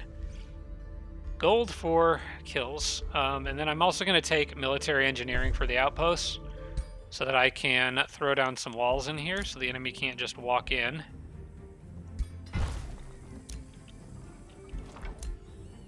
And this guy can start heading back, probably towards that outpost there, so you can take that road. Oh, hello, dragons. Okay, I don't think I can take a dragon's lair yet. That's a little scary. Let's maybe loop around that, shall we? And I don't know that it does me any good to take anything else, but since I'm not building anything on this turn, if nothing else, a farm would be helpful, so I'll probably do that. Oh, there's haste berries over there too. Let's not forget that. I don't think it matters where I put it. Let's just throw it down there. All right. And then this doesn't do me any good. I don't need to stack relations with city-states. And I've discovered the furnace. Oh yeah, that's that big mountain that gives mana to nearby provinces. Could be useful. But don't have a whole lot of use for mana at the moment. Eventually I'll probably end up with more than I can spend. But there is one useful use for mana.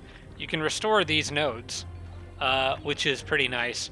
I'm not really sure if there's a good build for maybe the Nomad Scavengers that would be more reliant on getting tons of mana and then constantly resupplying and reharvesting these nodes, because then it's like you're multiplying their effects in your city. So like maybe instead of moving around, you stay in one spot and keep over harvesting. I don't know if that works. So anyone in the comments can let me know. I haven't played with the scavengers quite as much as I have with these guys. All right, we got to decide exactly where we're gonna go. I'm thinking here. I mean, it's right up in their face. There is stuff out here I could reach, even with, actually, yeah, that's a great spot if I could get over there, because this has got this long, narrow province. Then I could hit the sheep and the gold mine even if I wanted to over-harvest it. Although I probably don't. I probably want to just leave that gold vein, because that's actually not being over-harvested, and it is giving my outposts benefits over time. What about this down here? That's still kind of far away. I think I'll just ignore that quarry for now. Maybe I'll come back, grab it later, but for the moment, I'm not going to worry about it. Maybe I could slap a city down here later. Yeah, I'm not really sure. For now, let's move north, since I pretty much know where I'm going next.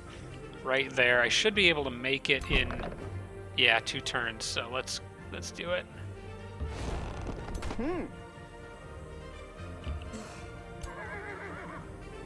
Now, I haven't had this happen yet, but as far as I know, if I get attacked like here, as long as this barge is in the battle, it'll unpack and I'll get to take advantage of my palisade walls and the ballista.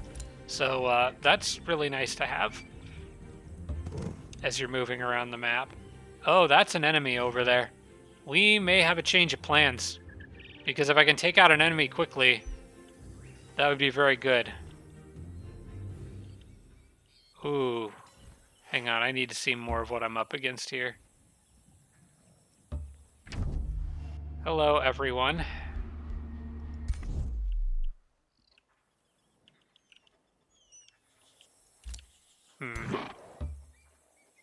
It's just an outpost for now, not a full city.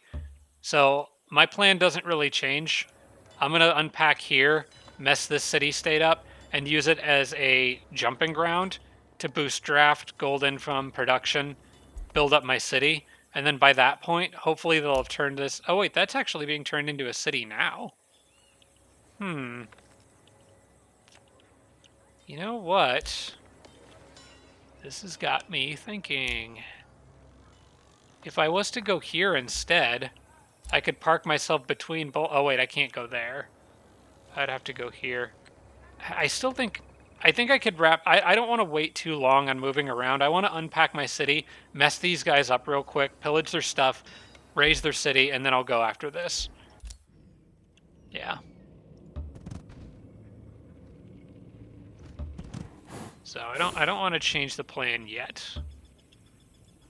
That's just more empty desert over there that I'm gonna find. So let's see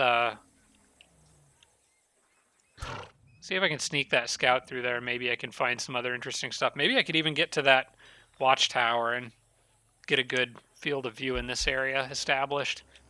I mean, they're just going to take it right back, but I can at least fill in parts of the map.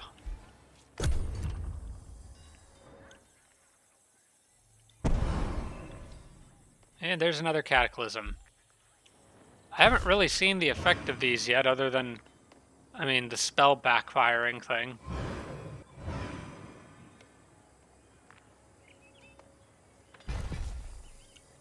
But we certainly are getting a lot of them. Hello. Wait, I could just take the city. It's unguarded. Hang on. Is this gonna really be this easy? I can't not try this. I mean... I've just gotten stupidly lucky. I don't think this is gonna work. They're gonna come get it back. But that's funny. Ooh, wait, that's just a scout though. Maybe I could win that fight. They're highly promoted though. They're 85, 8 damage.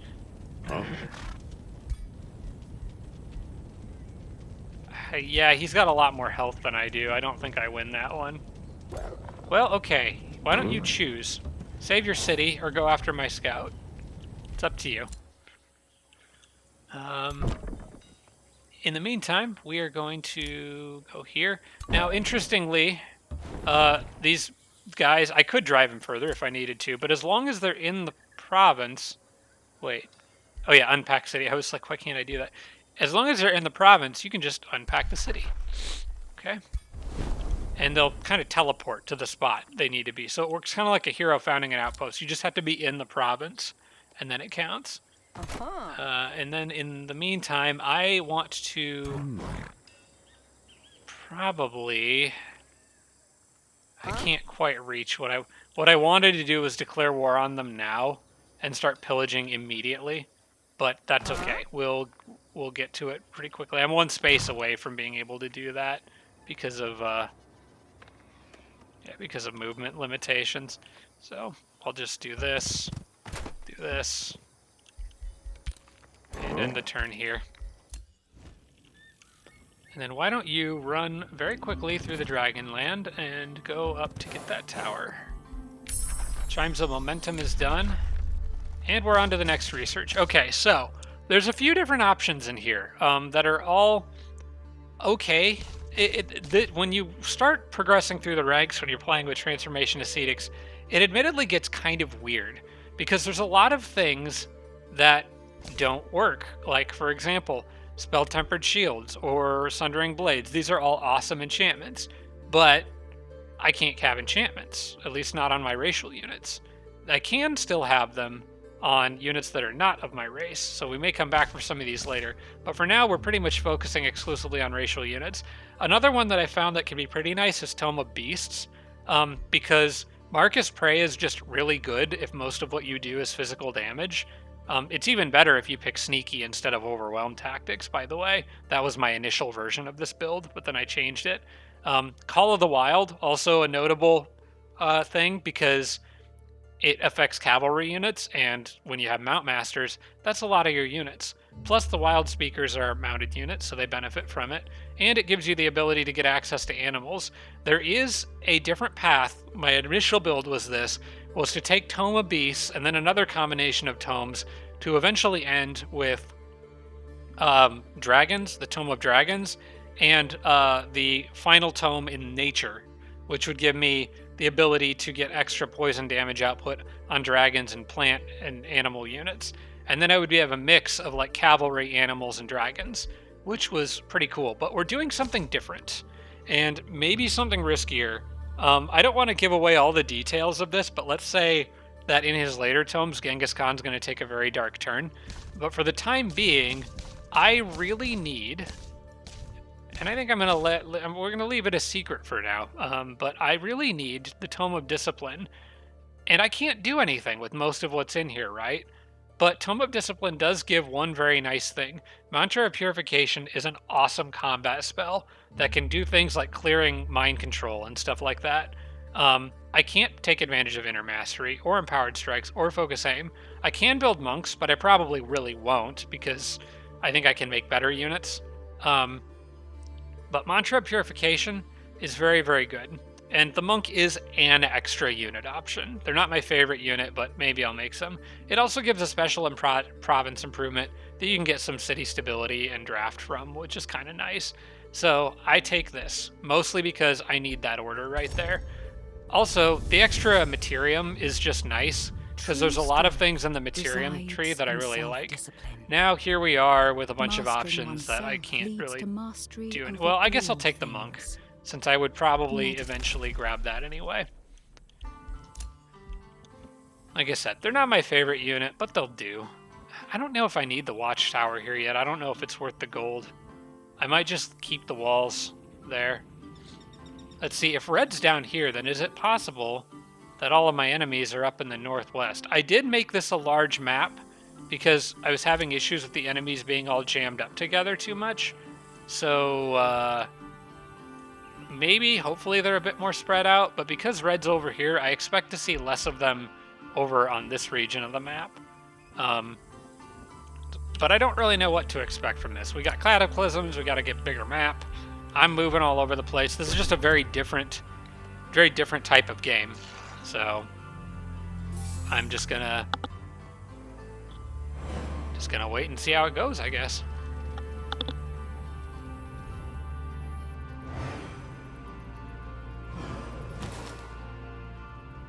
I had to mute for a second there. Allergy issues. Why are you running away? They didn't go for my scout or save their city. Are they seriously gonna let me get away with this? Because that would be amazing. Ooh, wait, what is this? Ooh, it's a race trait. Mark of the Sword. This could be cool. More Chaos Affinity. Cities at this rate generate more draft for each war their ruler is engaged in.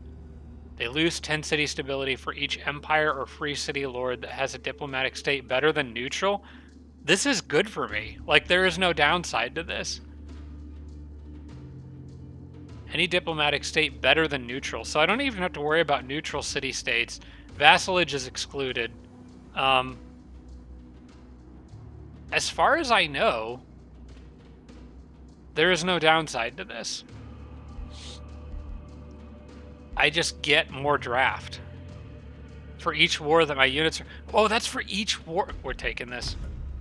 We're taking this. Oh my gosh, I just got stupidly lucky. I'm dropping a quick save now. I can't have a crash after that.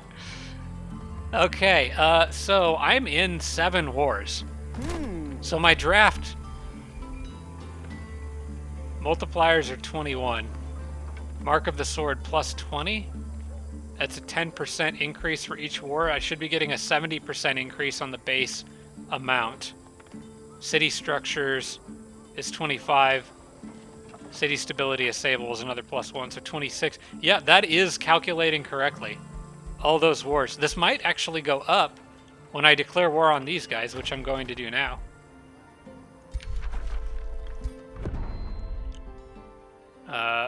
So what are we at now? 49. Maybe it has to be at war with an empire. I don't think that increased. 49. Did it? Did it go up? I didn't actually take very close note of the number beforehand, so maybe that was, oops, a little dumb of me. But yeah, very, very cool. That is probably the best thing I could have gotten. Oh my gosh, that's amazing. What a start to a game. I am up against 7, so I'm going to need all the help I can get, but dang, that's awesome. Okay, so what I want to do here, I want 2 foresters for sure. It makes sense, probably, to start over-harvesting those sheep. So we're going to get the forester there and another forester on the sheep. That lets me boost this, trophy stores, which is good for me because now I'm adjacent to a city. So that's 20 food plus 20 more food and 20 more gold. So we want that. And then I want to start pillaging stuff.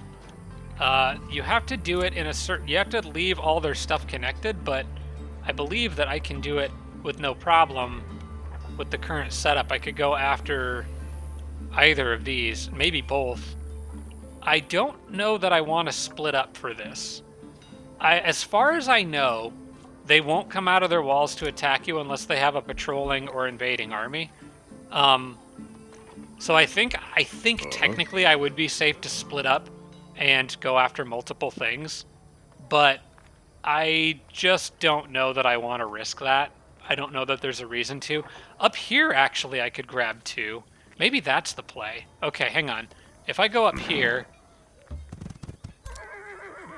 that is a decent-sized army up there. I might want to take them out. Okay, I think I'm going to want to take them out, because if a city-state runs out here and attacks me while I'm doing this pillaging, it'll draw that army in, and that's a pretty powerful army. I probably want to deal with them. I can go ahead and expand my borders basically as much as I want here, probably adding more farms and quarries, because I can reabsorb anything that I don't need later. So... yeah, let's... oh, hang on. I can't actually... I can't go after that one yet anyway. I would have to go after this one because it's stretched out more. I could reach it, and then I could start working my way backwards. And I could take this one, but I can't take this one yet because it would disconnect that province. So, can you guys get up there? They could. I think what I'm gonna do is go here. Yeah. Genghis Khan come back. We're gonna play this safe. I don't see a reason to take unnecessary risks. I want to make sure my units are near one another. We'll get it on a subsequent turn. For now, let's just focus on growth, production, that kind of stuff. Like I could get another quarry down here. I could get a farm, another farm up here. I'll take that. That's about all I'm going to do for now. All right, we're going to take this. This is going to... it says it's a safe battle. I actually think this one will be decently difficult.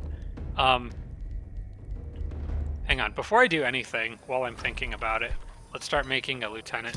I want at least one, and then I'll probably make a few striders. Okay. I'm gonna take you guys all out. I will allow the AI to use spells in this one. Oh, that actually went much better than I thought it would. Okay, we've got... oh, wait, I think it might have something to do with the fact that those guys either just evolved or they had evolved and I didn't notice it. So I had a couple tier 3s that I didn't really realize. Another heavy armor greaves. I don't need or want those. Get them out. Get them out of here. Okay, so that little threat is dealt with. We'll have you guys chill there for a second and we'll start pillaging on the next turn. In fact, from here I can pillage... oh, that's actually the good idea. Pillage both. We're within 3 tiles, so I can protect... each army can protect the other. Yeah, alright, let's do that. They all went back down this pit. Okay, so they're coming from somewhere else, actually. They came through the Umbral territory. Alright. So the enemies might not be over here. I'm gonna put my scout on this just to discourage anyone from coming at it. I probably can't fight anything off, but maybe it'll change the AI and make the AI like slow down instead of just throwing a unit at it. If I can get away with that kind of a raise, just basically a free raise early on, that stacks bonuses with chosen destroyers. That's so freaking good. All right, well, I might as well have this scout start exploring up more north, I guess, or heading back to help with the fighting over here. I think I'm gonna have him head back for now. Okay, hero leveled up. Okay, that was you. I want endurance training. And I will take this. Initiate of Chaos. Probably the same thing on her.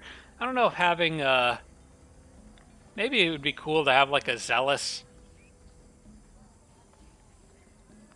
It might be cool to have, like, a Zeal on her, I guess. Because she's a paladin. That just be neat. Shield of Faith gains faithful, and attacking units can suffer remorse. It doesn't really stack with Initiate of Chaos, but we can do something different for her since she's a paladin. Purging Strikes, still a stone is not good for me. Purging Strikes is alright.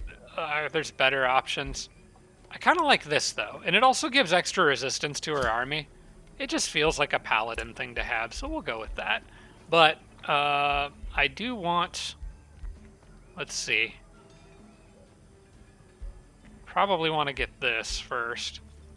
So I can't quite get to Saint's Fervor, but that's okay. I would rather have the extra status resistance for my army. So we'll do this for now. Alright. Oh, you know, maybe I should have gone with the crit chance, though, because it stacks with all the other Overwhelm tactics bonuses. And maybe we'll change her up later. For now, I want to leave it the way it is. Oh, I'm trying to drop a quick save and hit the wrong buttons. There we go. Okay. Mainly focused on what's going on over here right now. Please don't come back. Please don't send an army back out of there. Just leave me alone. Let me burn your city down.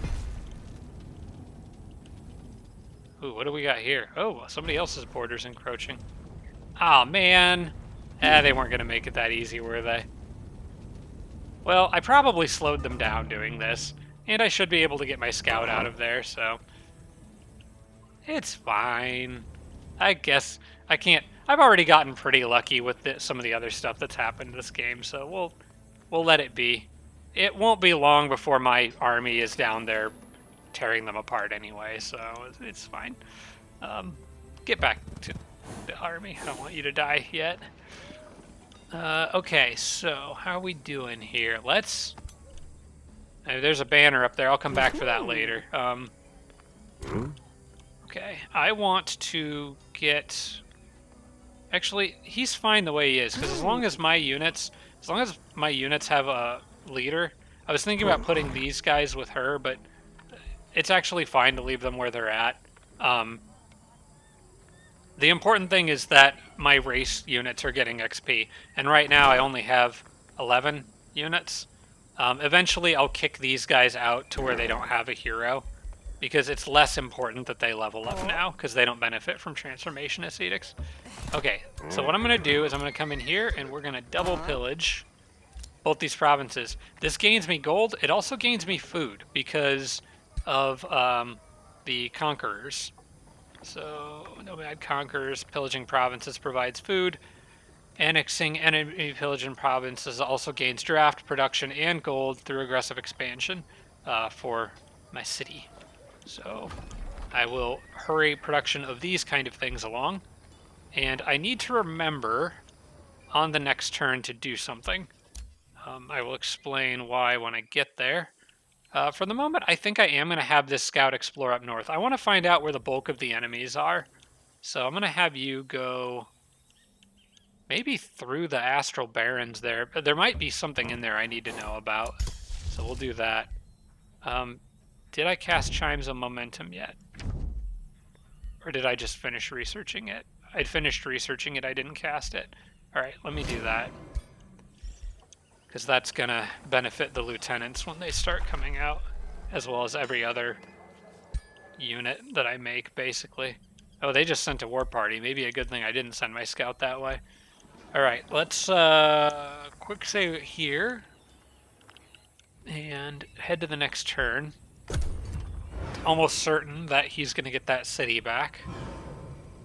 Maybe the AI will be absurdly stupid and just not take it back on this turn. He's the last to move, so we won't know for a second. I already know that's going to be my next target. Yeah, he took it back. Yeah, okay, it's all right. That would have been That would have been an almost dumb, stupid luck. Okay, so now what I want to do, I want to keep the 2 forests that I'm working on. In fact, I definitely need to because I'm over-harvesting the sheep. What I am going to do is I'm going to disconnect 2 provinces. I'm going to disconnect this one. Actually, where's my population at in this city? 2 to grow. I should have... I probably only need to disconnect 1 because... yeah, because I should get enough food. I want to absorb both of these provinces on the next turn is what I'm trying to do.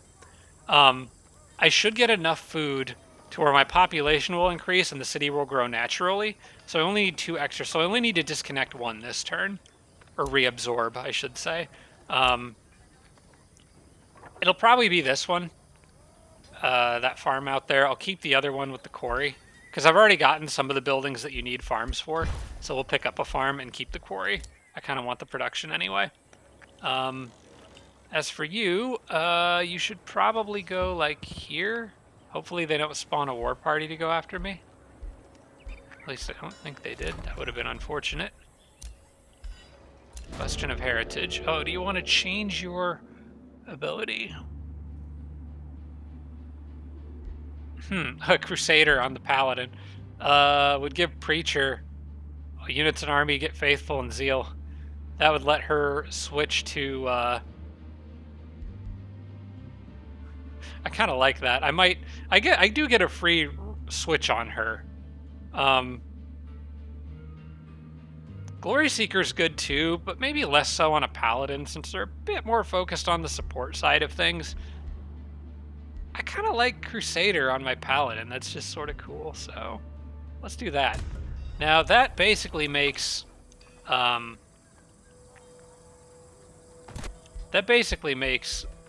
this a bit less useful because I'm gonna get zeal once I get that.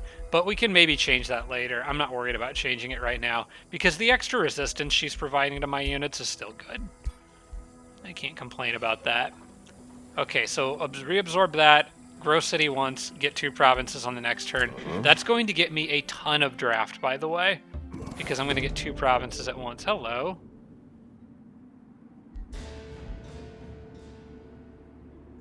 I don't need the Dune Rider to go. Start the region narrative without special modifiers. What is this? Kind of long gone past, the warlord commands your troops to prepare for the siege of an already ruined Unmaker bastion. Okay, cool. So... okay, so there's stuff out there I could go clear. I'm not really focused on that right now. I have other things that I need to take care of. I do want to go ahead and get Chimes of Momentum on these guys. Oh, 30% chance of backfiring. Not sure what'll happen there, but I gotta get this up. Spell backfired. Resource costs of your spells are reduced by 20. That's a good backfire. Resource costs of my spells are reduced by 20% for 3 turns. And I got an achievement on Steam. I guess that's a good thing? I mean, I didn't get hurt, so cool. Still don't need Training Regiment because I'm going to get so much draft from this that it won't matter. One thing I do kind of want to do, though, is swap the bathhouse in here because before I get that ton of draft, I might spend a... oh, man. I'm not going to get it in time. I'm not going to get it in time. And I need 2 farms for it anyway. All right, let's just stick with what we're doing. I won't get the bathhouse bonus. Yeah, I won't get that on this big group of units I'm about to make, but that's okay. We'll get it for future units. I kind of want the growth in my city right now so it can be more annoying to my neighbors. Oh, I still got move points left. Can't really get through here very easily, can I? I guess that's not a cliff there, so yeah, just go through that way. Maybe take a look around here. I don't really know what these new handcrafted faded regions are all about. So, learning as I go.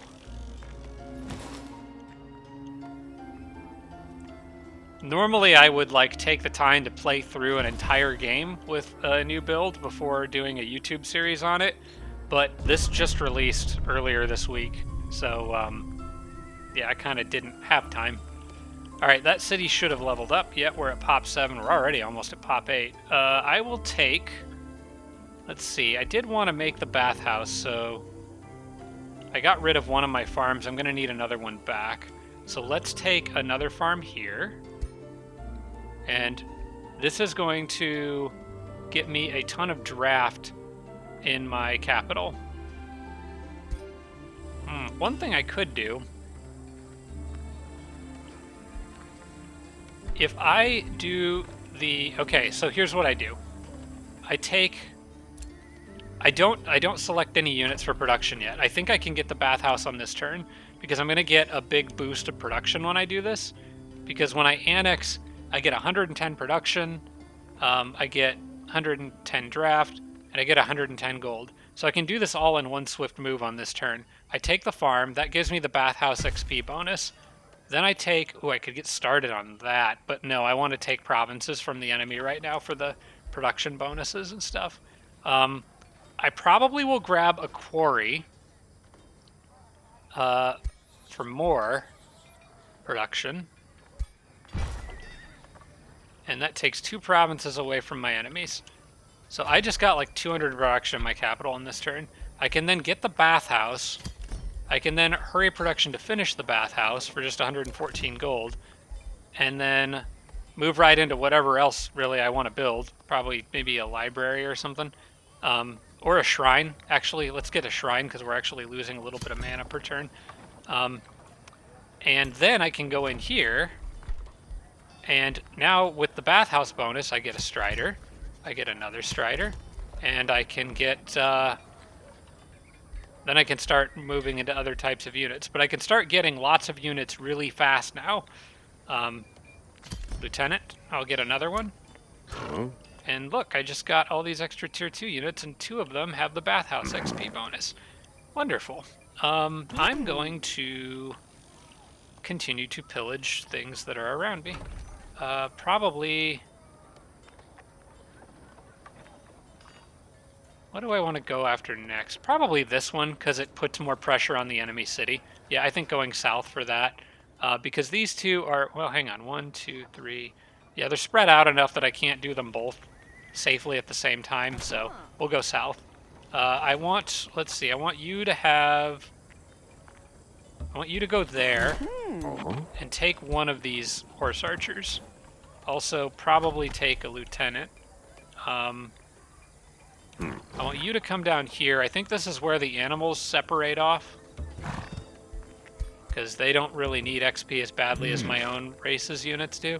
So I will add you to Genghis Khan's army. There we go.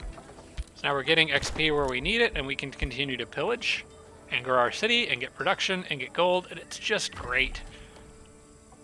And then the capstone to all of this is when we're done pillaging whatever we want, we can just attack the city and then get the Chosen Destroyers bonus. It's amazing. I will send this guy straight north. We don't really need a scout here helping us fight. We're going to get plenty of draft for other units. I would rather have him go out and explore. I'm going to also have another hero here before long. Do need to keep an eye on my gold, but it should be doing pretty well considering all the pillaging that I'm doing. Okay, well, I've kind of explored everything in here. Got the trophy stores, got the bathhouse, got the strider, free city declared war on you, that's fine. Yeah, we're good. And we're over-harvesting 2 resource nodes. Economically speaking, we're off to a very strong start here, and militarily speaking, I think. It's just... It seems like the nomad culture, or the Nomad Conquerors, is very much a momentum game. You just got to keep that momentum going. I feel like if I ever at any point get completely like blunted and lose my ability to pillage, like if I lost my army and lost my ability to pillage things, it would be very hard to come back from that. So I need to keep it going. I don't need to disconnect any province yet. I can do that on the next turn. I could actually disconnect that farm there. Yeah, I could absorb the farm to get this. Actually, I don't think I'll need to because I'll get enough growth. Yeah, I'm going to get enough growth that I won't need to do that. But if I do need to absorb anything, it will be the farm because that is not over-harvesting anything right now. Oh, well, maybe I go back for that next and just take their rainbow clover. I could make it up there. Yep, I could get to that farm. Okay, I think they sent a war party. That's that little group right there. So be careful around any... you know, I cleared the guys that were on the rainbow clover, so I don't think I need to worry about them too much. I am in a hurry this shrine. That's 4 gold to get 10 more mana this turn. That is worth it to me. We can then get... I kind of need another forester, honestly. Thinking about disconnecting that farm just for the sake of picking up another forester so I can hurry the estate hall along. I won't be able to make the forester here.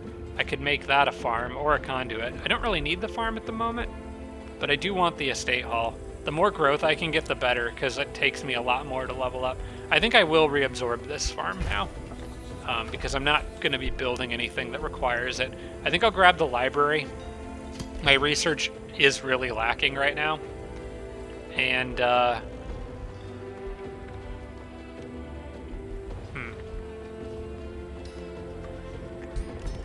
Actually, I am going to build the, I'm going to start on the estate hall. I want to keep food growth growing. That seems more important to me right now. Because the more provinces you can get, the more nodes you can over-harvest at once. I'll eventually get knowledge from chosen destroyers, so yeah. I might actually just go start pillaging that with the scout. I don't think there's anyone out here to really stop me. I do need to keep an eye out for, I'm not quite there yet, but this one, skilled raiders, that makes my job a lot easier, pillaging stuff. For now though, the scout can do that. This guy should attack my people here because he can actually reach them. So we'll stay there, absorb this, and try to grab another forest tile.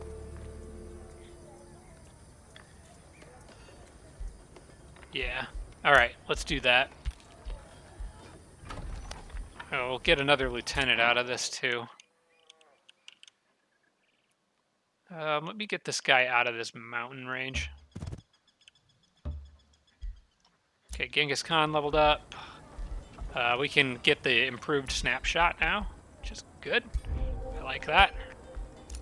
More free cities are declaring war on me. They're becoming vassals of the enemies.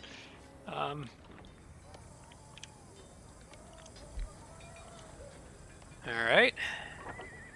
And I don't need Whispering Stones. I don't really need road building right now. I might want to grab that later.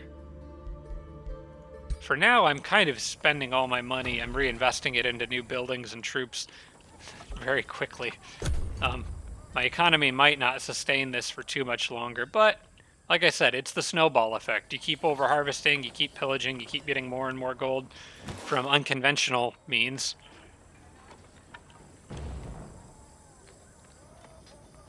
And then everything works out in the end.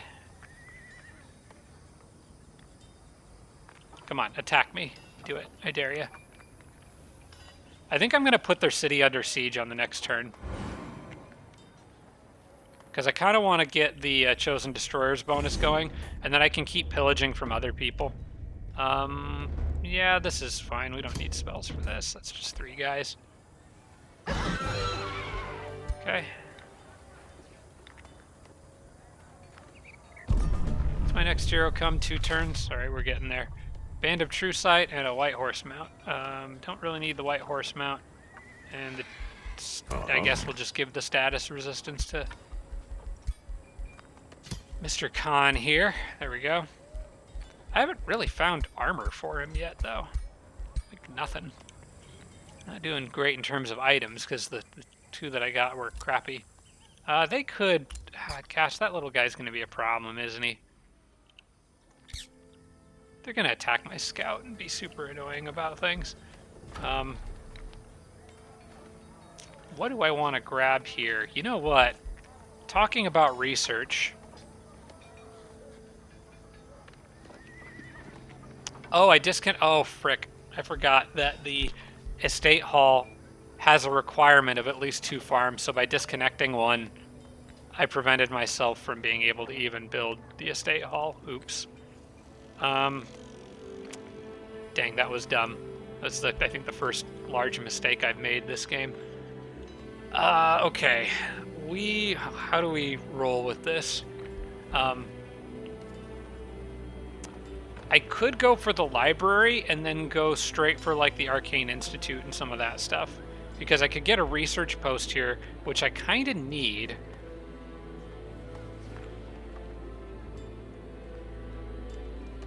Yeah, I think I sort of want to boost. I really want that estate hall though. But it requires 2 farms. How far can you guys move? Can you intercept these guys before they mess with my scout?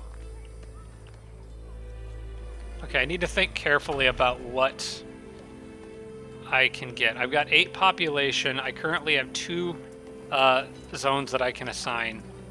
And I'll get more when this guy finishes pillaging. I'll get another burst of food. But right now I think I need to plan for the 2 that I have. So if I take 1 farm here and then a forester here, I can get back to building the estate hall.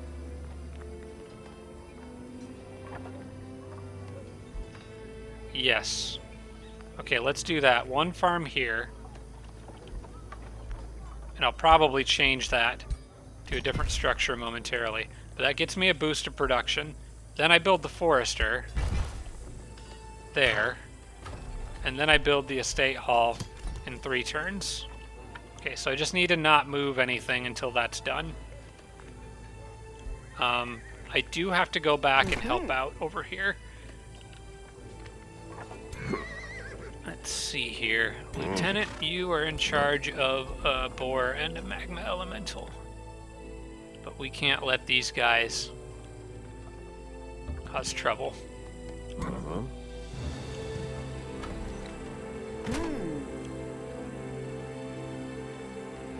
Guess I just need to go this far, huh? Them. That far with Genghis, that should do the trick. Yeah, get out of here. Give me some items on your way, please. Holy smokes, I took a lot of damage with Genghis Khan. I don't want to take that much damage with Genghis Khan. Retry, I think. Yeah. I don't want him to take that much damage. That doesn't make any sense. What did you do? I mean, he's a pole arm. Maybe he just ran right into... I'm a mounted unit. Maybe he just ran right into him.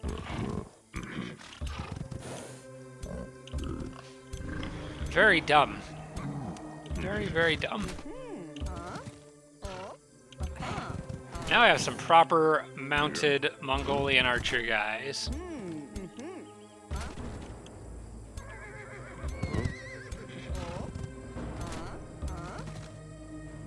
So much overwhelm tactics, I love it. Okay.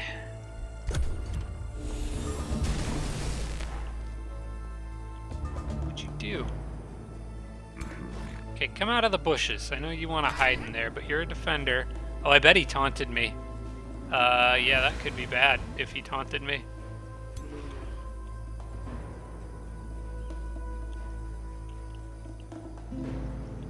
That's only a range of 4. Alright, I want these guys to come closer. And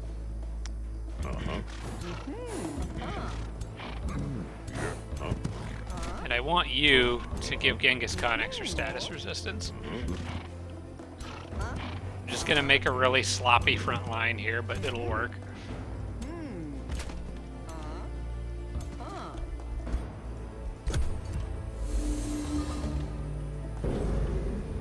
there's the taunt. But at least it's on the shield unit. Not too worried about them getting themselves killed. Okay, now you should be able to launch a fireball on them. Does this actually set the ground on fire? No, it does not. So, let's do that. I don't really want to charge right in his face. I'd rather kill the wisp and go around the other side.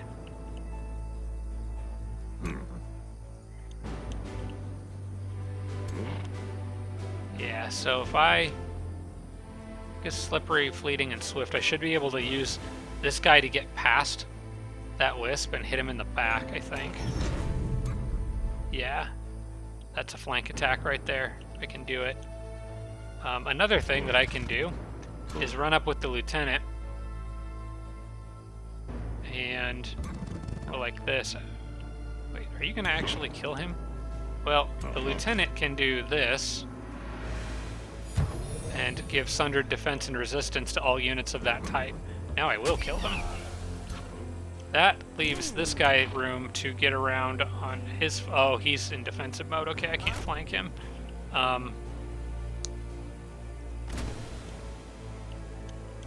Alright, well, we'll just shoot him a bunch of times then. Or I could cancel defense mode with snapshot. Yeah, I think I'm going to do that. Let's go here so you get your momentum bonus. Why doesn't that always work? Is it because of charge resistance? I think it's because of charge resistance.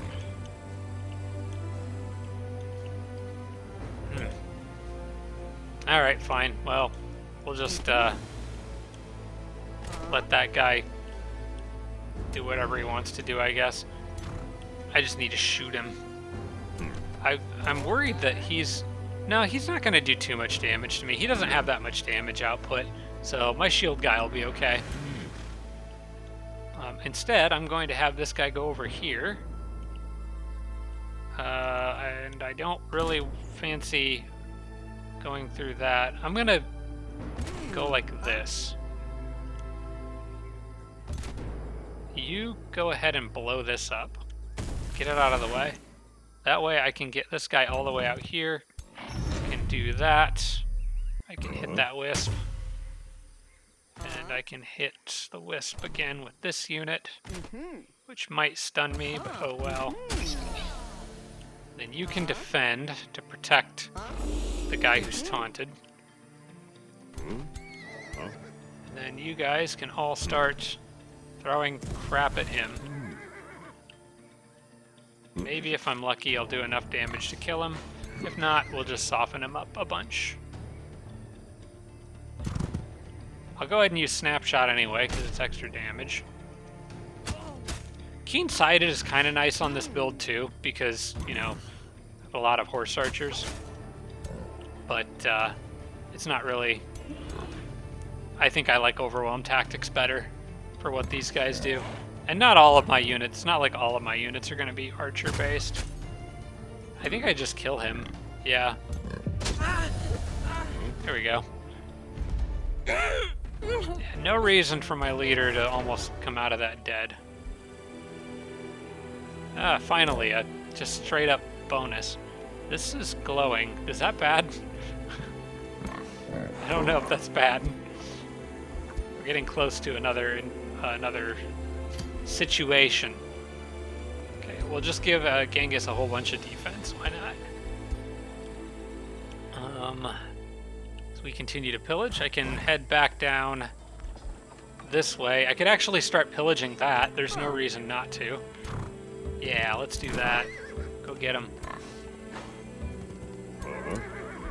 Pillage, pillage everything. Because it's all getting refunneled into growth for my capital.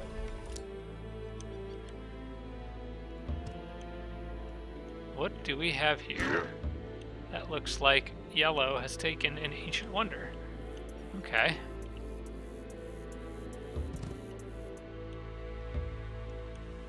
Yep, I'm seeing stuff up north. So maybe they're spread across the north. Instantly summon a bandit army under your control to your throne city. I don't really need that. And this one, okay, so I have mixed feelings about Lure of the Horde. When you win a battle, you have a 25% chance of gaining a tier 1 or 2 unit that can be produced in the city. However, that unit won't ever have the bathhouse bonus, and it's kind of random, and I can actually just get so much draft and gold from pillaging stuff. I don't really need this. I don't think it's worth the Imperium. Yeah, it's free units, but like I don't know what to do with that many extra units. I don't know. I guess I'll take it, and I can always get rid of them later if I decide I don't need or want them. I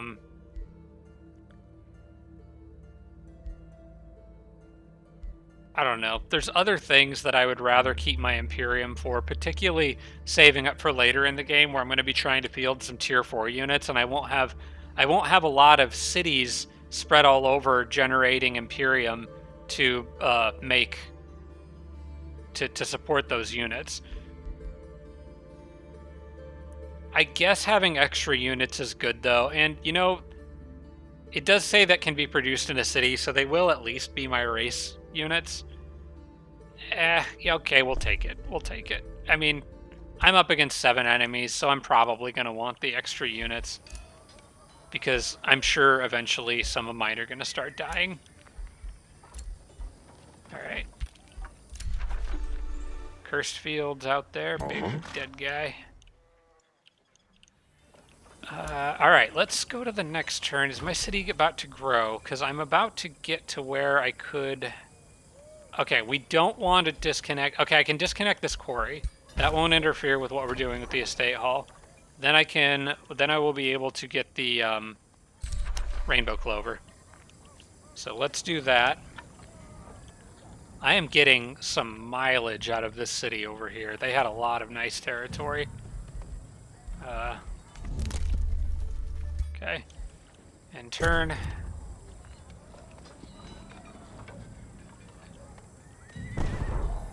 Another Cataclysm happens. Everyone's spells are going to be backfiring by the end of this game.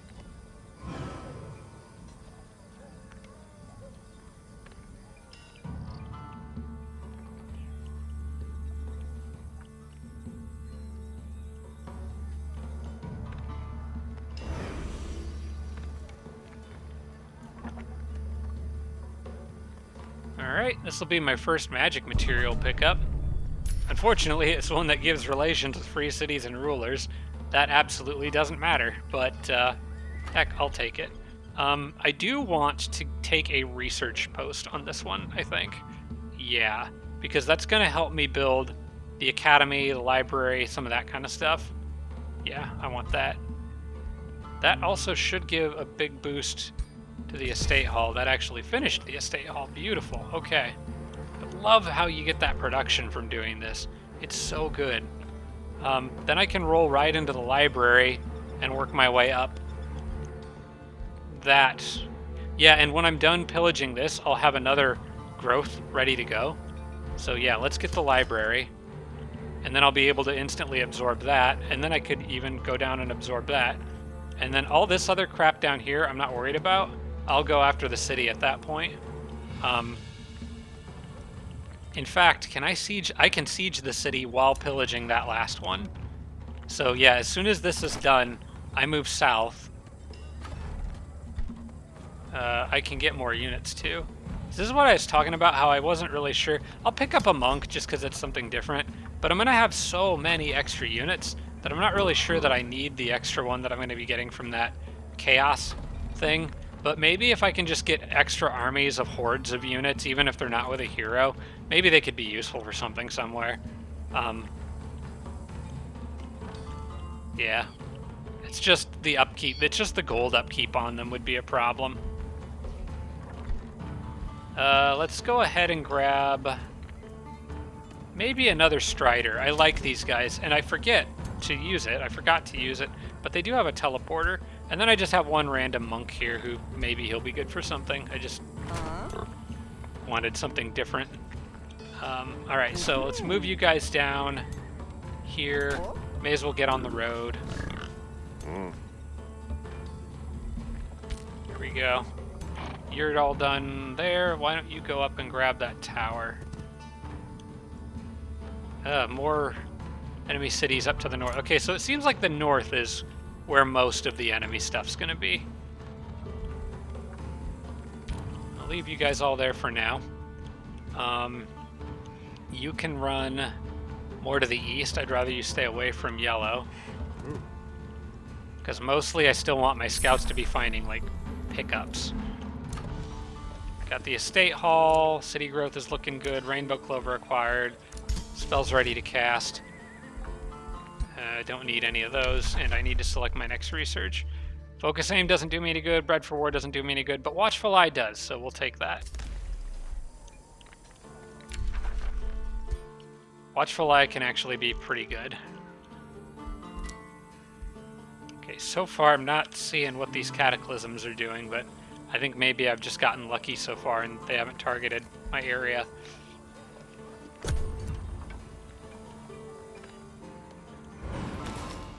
Though going and doing this thing out here would probably get me one of the artifacts related to the event. I do know there is a win condition associated with collecting the 3 artifacts. I don't know if I would go for that or not. Maybe if things get desperate and it doesn't seem like I can take all 7 of these guys, maybe. But I don't know. Oh man, I just realized Alfred Elderstone's in here. He's going to be difficult to deal with. He's going to have really defensively tanky units. They found one scout. Okay. We'll do the auto combat. The scout should run. He did get away. Okay, good. Those guys are just north of me. So probably not want to get moving on this siege pretty quick.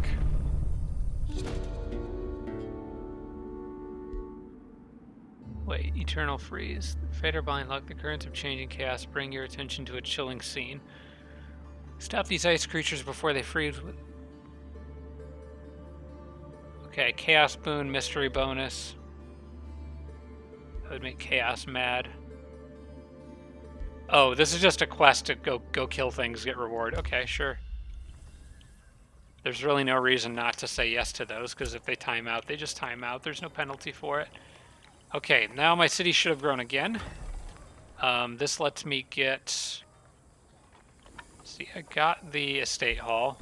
What? I guess it's a question of what I want next. I think I want the Arcane Institute next, actually. That leads into the Academy, and I really do need more. Yeah, I really do need more research income. I could also, while I'm here, I could take a conduit and get the equivalent of the Academy built. But it requires, see how that one requires 1 research post? The monolith requires 1 conduit. So if I stay here and get these both done, that would be kind of nice. So I'll take a conduit here, just so that I have one. Yeah.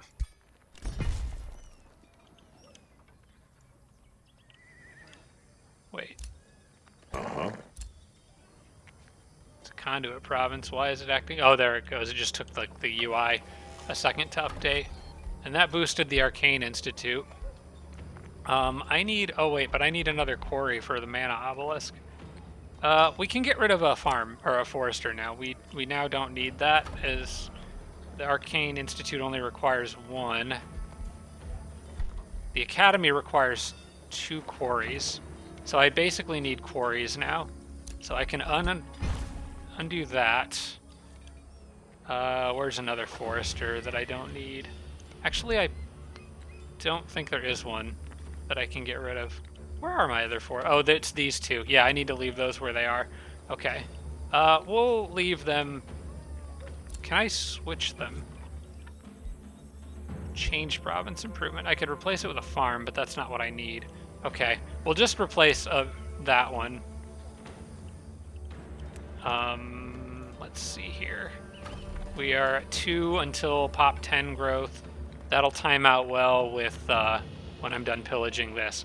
So at this point, what I want to do is move down here and get this army in position, and these armies in position. Bring this guy out to join them. Everyone is within 3 spaces of each other. We can gather at the walls and begin the siege. They only have palisades, so there's not really a lot to break through. I might just do undermine the walls to open up a few extra holes. Basically to make it easier for my raiders to get in there and surround them. I don't think I'm going to spend the money on harassed defenders. I think just breaking some extra holes in the walls is enough, and the rest of it doesn't look like they're that scary. Do they have healers? They got...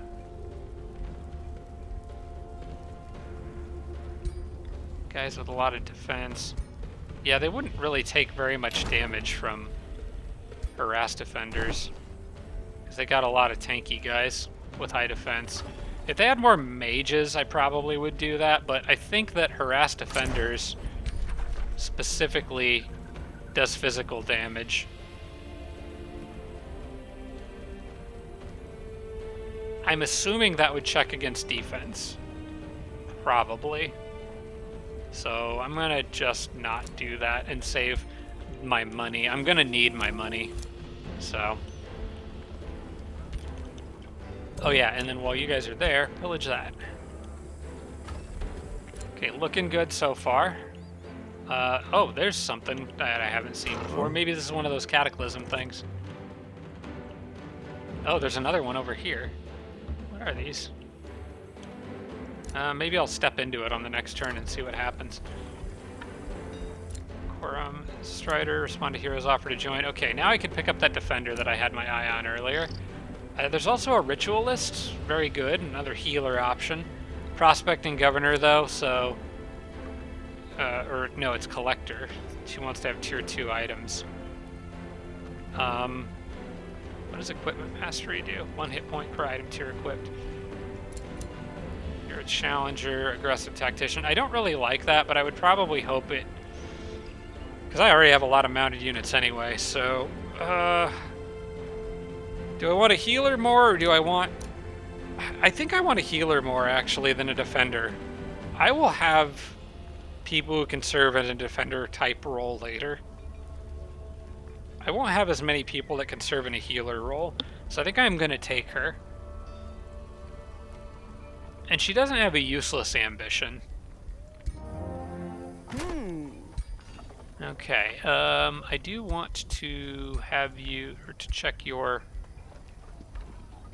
stuff. Okay, we'll give you experienced leader soon, but otherwise I don't have any problem with the abilities she has, so once she levels up, that'll be the next thing I give her. For now, go lead that army, I guess.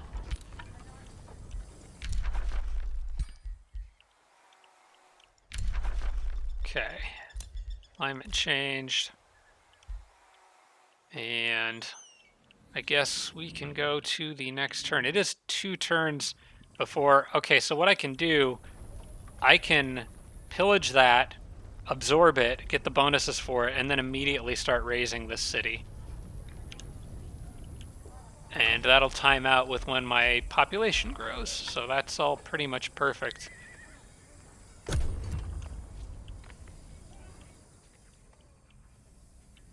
I am going to have these guys bearing down on me pretty quick, though. But I've got enough ranks on my units now that my units should be quite a bit better than anything these guys throw at me. Because, like, I've got, like, 140 health on just these champion wind warriors now. And they're only leveling up more as time goes on. Especially the ones with Genghis Khan. There's a couple that are already... that one's got 155 health. They're on their way to exalted rank. So, my units just have a lot of health and a lot of damage output.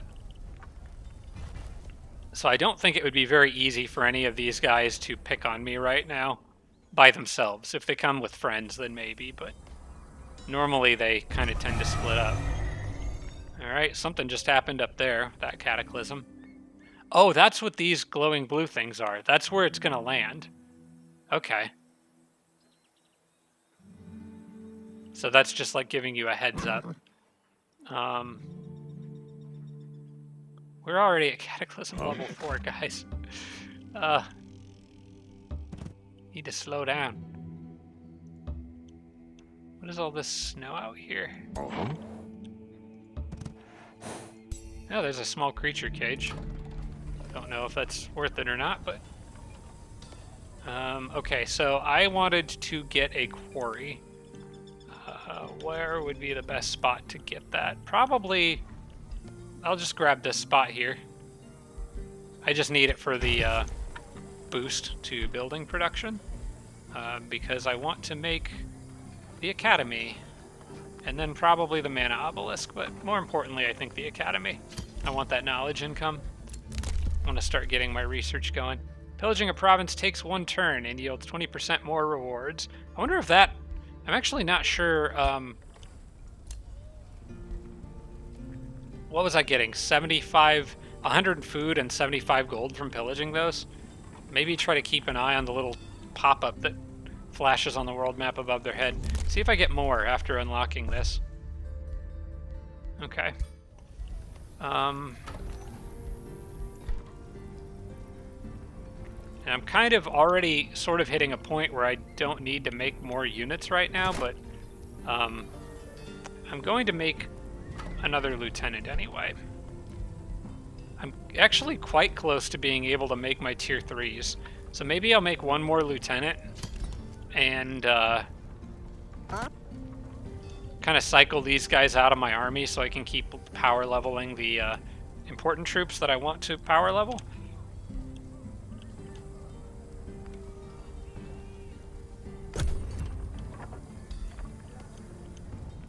Because these tier 3s here are not quite as long-term important. Although I do like how that guy can set stuff on fire. That's actually pretty handy for me.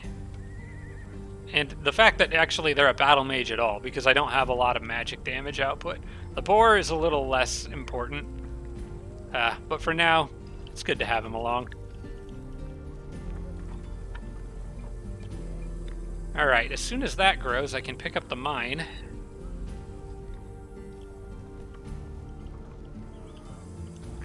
And all the over-harvesting I'm doing, it's beautiful. I'm almost done with those sheep over there. Which will mean that I can disconnect or reabsorb a lot of that stuff and then get the silver tongue fruit that's down there. So, cool. I can go ahead and take something else right now. I think what I want to do is get the... what does the monolith require? 3 quarries. So we'll get another quarry here. That helps me get the monolith a little faster. Although it might not matter that much. But I'm going to do it anyway. Because by that point, I'll probably have already grown again. But we got the... You know, we could do... Oh, I could go into the town hall next, though. That's probably more important. Let's get the academy and then roll right into the town hall. And then I can go after these guys. And we can do a good old-fashioned city raise.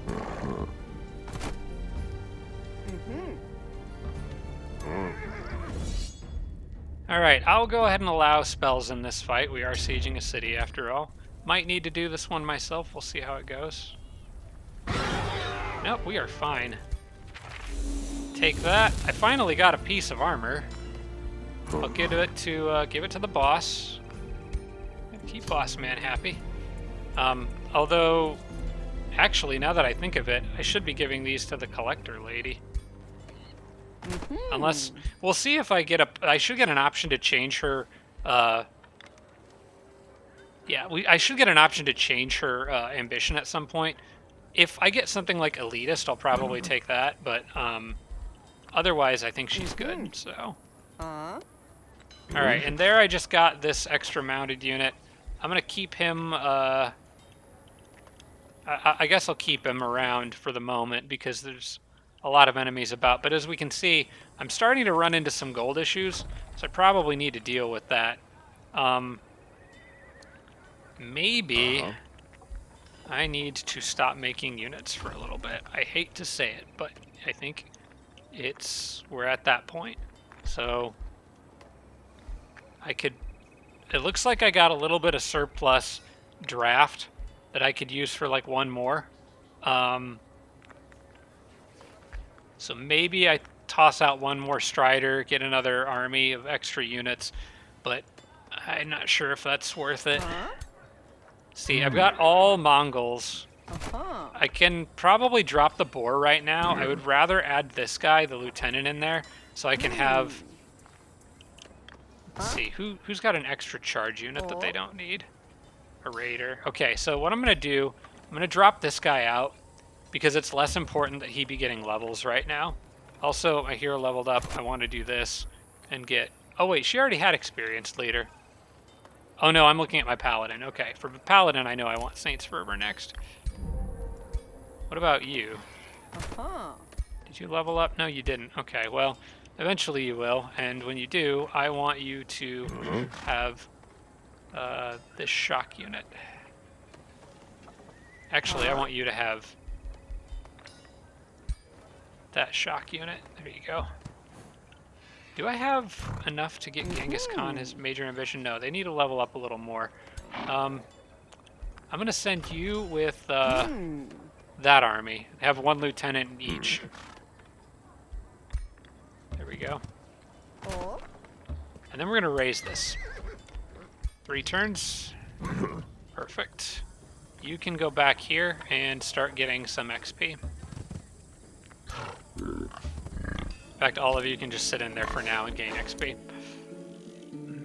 I want you to keep going north. Okay, there's another city-state up here. I'm sure they'll be at war with me in no time.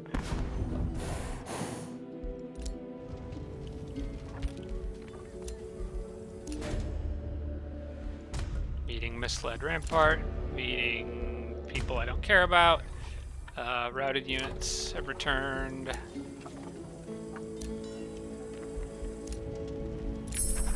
And Watchful Eye is ready. That actually might be something worth casting. Watchful Eye provides vision in a 3-hex radius from the province center. Lasts for 3 turns. Enemy units in this province suffer marked. Probably would be useful to cast that on a city center of an enemy. Can I do that? Can I target just anywhere on the world map? I guess I can find out. No, I have to be able to see where I'm targeting. Okay. I'm going to cancel that. I'm going to refund the mana for now. But that could be useful because of the fact that it marks enemies on the province. During a siege, I could see that being pretty good. Alright. We're going to pile on there for now and just pillage our hearts to our heart's content. Okay.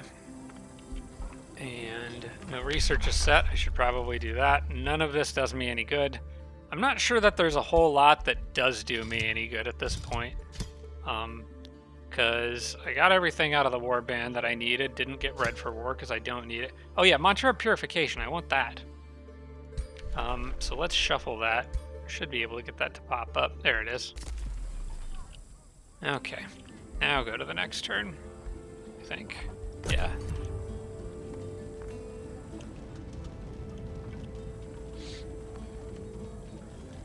If anything, I think these extra units that I'm getting from that one perk I took in the Chaos Tree might be useful for, like, scattering around and pillaging provinces. If I can get a big enough band of them, it's like having an extra just raiding party running around while my main army siege a city or something. One thing I'm not sure about, I know that there's a relationship between food income and draft. So food income increases based on unused draft. And I think it's from it's maybe from population. No, not population multipliers. Produce rations. Gets 14. So if I get a huge chunk of draft and don't use it, does that get converted into food? I'm not sure about that. So if any of you guys know, let me know. In the meantime, these guys seem to want to interfere with our plans. That's not wise on their part.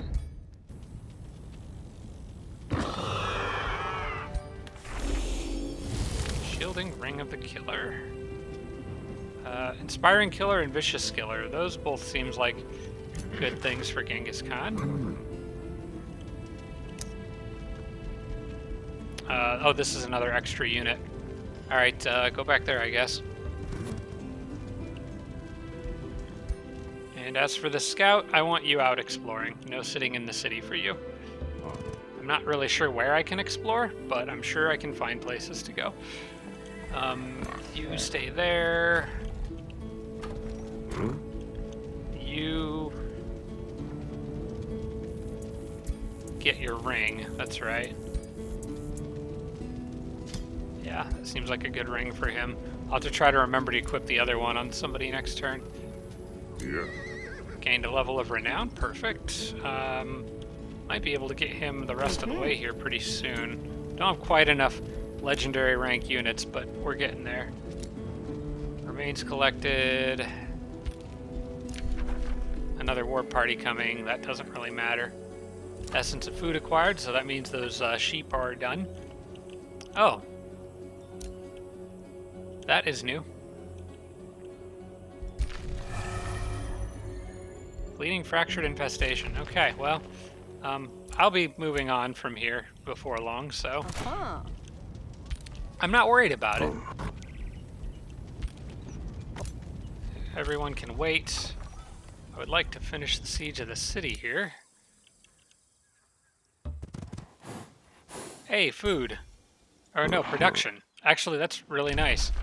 Because what am I working on now? The town hall? Yeah.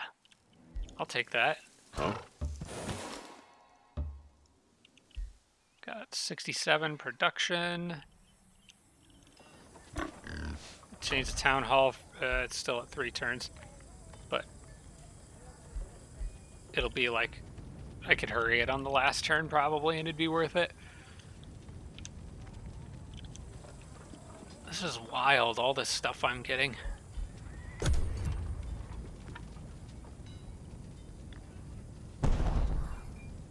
Part of me wonders if I should just... Yeah, I think as soon as the city's gone, I should probably actually think about packing up and moving on. Or at least, no, what I need to do is try to get my borders to touch another empire. Maybe blue up there I could reach pretty easily. As long as I'm touching someone else's borders, that's good for me. I can always move the city later, but that'll help keep up with growth. The main thing is I want to raise cities as fast as I can. So it's a question of like whether... One thing I'm not sure about, if I leave this partially over-harvested and then move the city and come back to it, can I pick up like where I left off? Or how does that work? Or does it just reset? Because I'm tempted to hasten over-harvesting here so that I can wrap these up in 4 turns and move the whole city. Oh, this one's still got 6.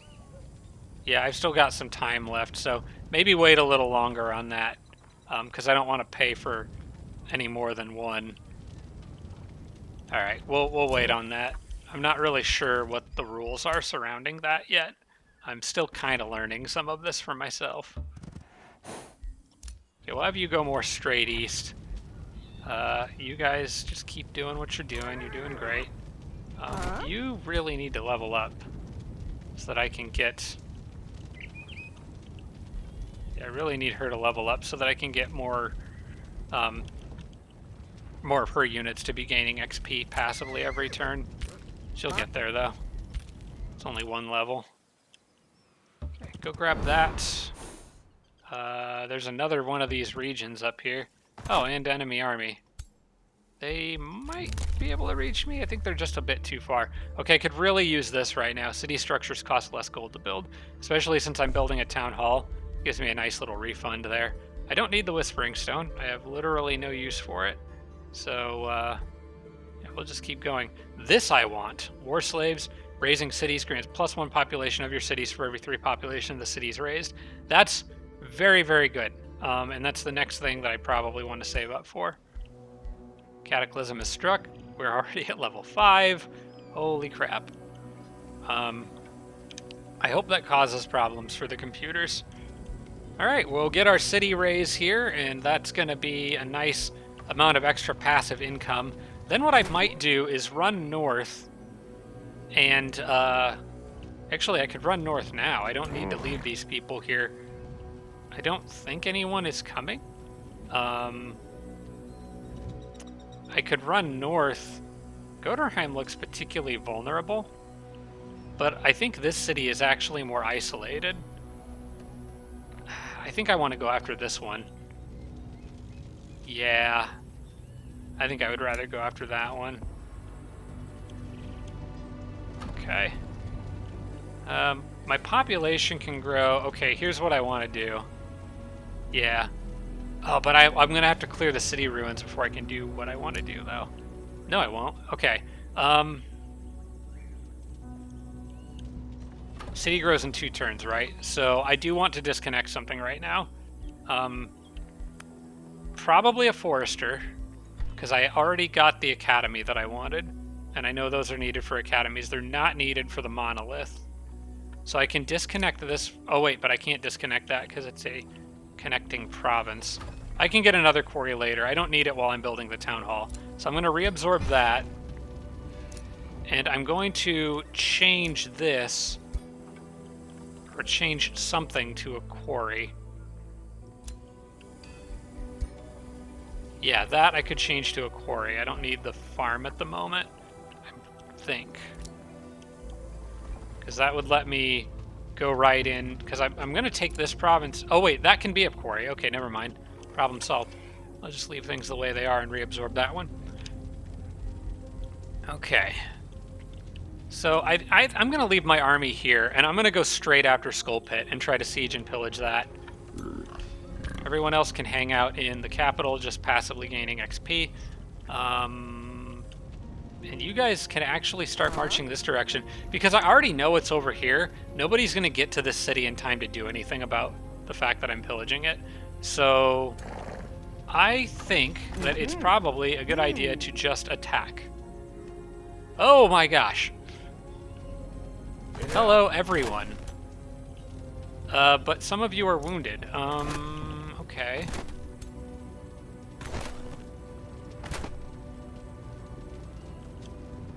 Well, I would rather attack. Oh, hang on.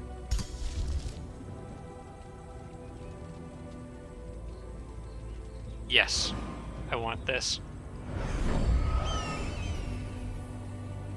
Oh, my Imperium income is reduced by 20% for 3 turns. But that marks everyone that I'm about to fight here. I think. If it works the way that... Or did it just not work? I thought the main effect of the spell would still trigger. Alright, well, I think regardless I should be okay. I can attack this stack with only 1 unit in it, so I can outnumber them, and I think I will be out powering them too, just because my units are similarly ranked, but have way more power behind them because of the transformation ascetics. I'm not really sure how to pronounce that word. We're gonna do allow spells and see how this goes.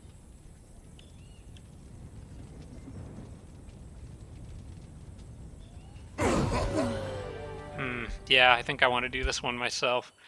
Oh gosh, I was hoping that I wanted to wrap this episode up. This episode's already super, super long. But I know a lot of you like longer episodes, so... Alright, well, you know what? It wouldn't be an opening episode without at least one big, huge battle, so why not? If I can take this, then I think that'd be a good stopping point.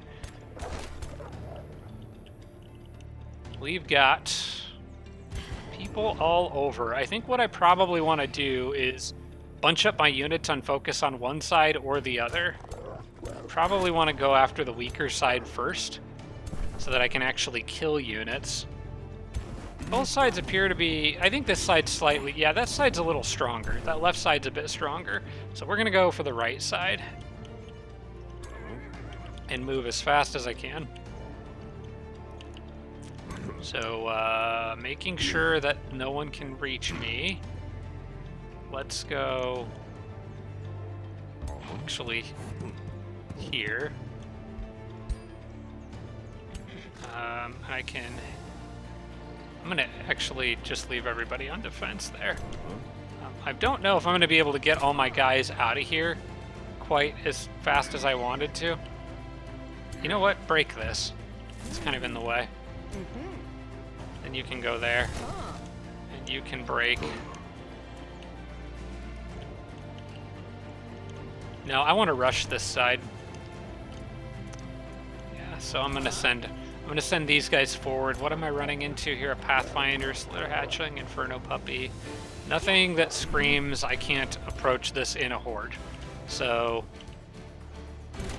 I'm going to approach it in a horde. Leaving as many of my people hiding in the grass as I can.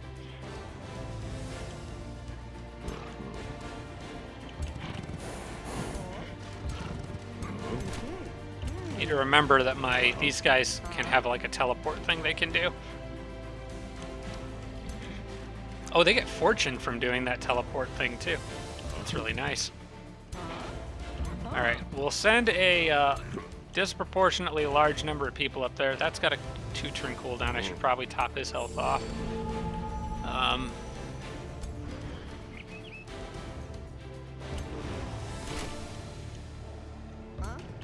Keep moving that way. And then all these guys are gonna hopefully slip past the enemy without getting caught up in a fight down here.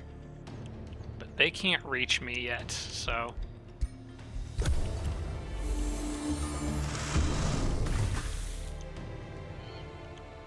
Oh, it did mark these enemies. Okay, they are all marked. Enemy instances of progress ever marked. That's so good. That's so good. That's actually a surprisingly powerful world map spell. It just didn't give me the vision range that I was expecting it to give me. But man, that's great. Oh, I love that. Okay, because now I have way better chance of hitting these people. I wonder if this counts as movement for the purposes of triggering momentum. I guess there's only one way to find out. I could just test it, but... You know what? I'm going to test it. Let's find out. It does. Okay, it does count as movement. Triggering momentum. Beautiful. Let's see. What do they have a lot of in here? There's a couple scouts. I'd rather not use this on a scout. They got a couple war shamans back there. Inferno Puppy. The Pathfinder. No, that's just a scout. They got a Fury there. A couple Pyromancers. Definitely would like to debuff one of them. Sunder. They got a mix of like every different type of unit here. Okay. So it doesn't matter that much who I go after. I'm going to just do this. Oh, he's got to get closer to do that. All right.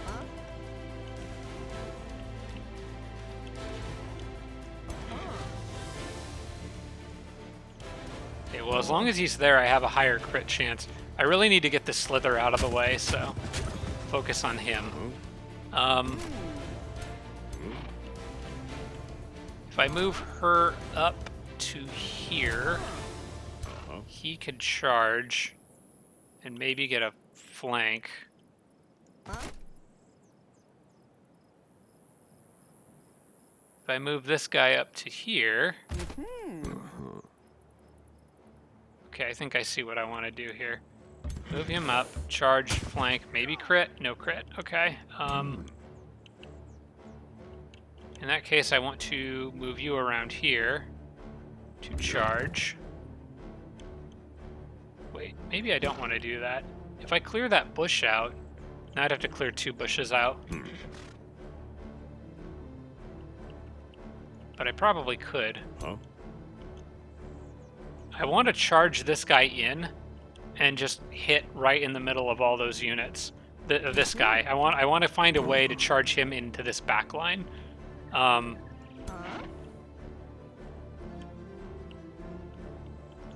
think I could if I don't engage over here. So what I could do is I could send the monk up and order him to punch that bush. And he just breaks it with his bare hands because that's how monks work. Then I go here and I break this bush. Then I need somebody else to kill that slither. It doesn't really matter who. You could probably do it. Probably. Can you hit that from there? Even a Graze would probably do it. Graze didn't do it. Okay, that's unfortunate. Okay, then you go do it. You had slip away. I forgot. That's kind of what they do. Okay, in that case, you won't finish him. Oh, I got a crit. Okay, cool. I really wanted to get this guy up into the front along with this guy. So now I can get up in their face.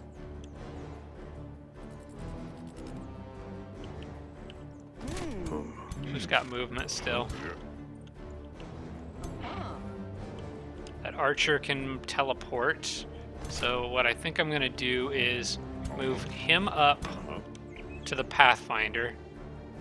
Because a Pathfinder can't really fight back. Move you up here. I'll have the archer, I'll wait on the teleport. I'm going to have the archer take the 3 steps here. That gives them their momentum bonus. And I want to deal a little bit of damage to these guys. Then I want him to hit while he's here. Hit him. Can anyone... Oh, I didn't get a chance to use my lieutenant's ability. There's a lot of bushes that are just really in my way. I'm going to go ahead and do this to the Pathfinder. I should have done that beforehand, but that debuffs 2 units, and I may as well. Okay. How far can you guys move? Not far enough to really intercept me. I think we're in a good position here to take these armies apart, half and half. Okay. That looks pretty good. I think I want to move... I really want to get in that archer's face is what I want to do. But unfortunately, there's like another tree here, and I don't have anyone that can break it. So... that's too bad. I guess I will end my turn there. Okay. Turn. See what they do. Bit of burning.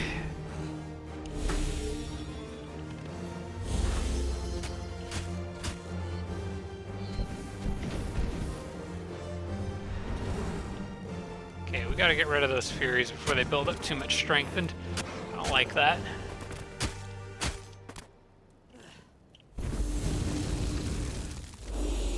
And I don't like those Pyromancers either. They suck. They're very good for a tier 2.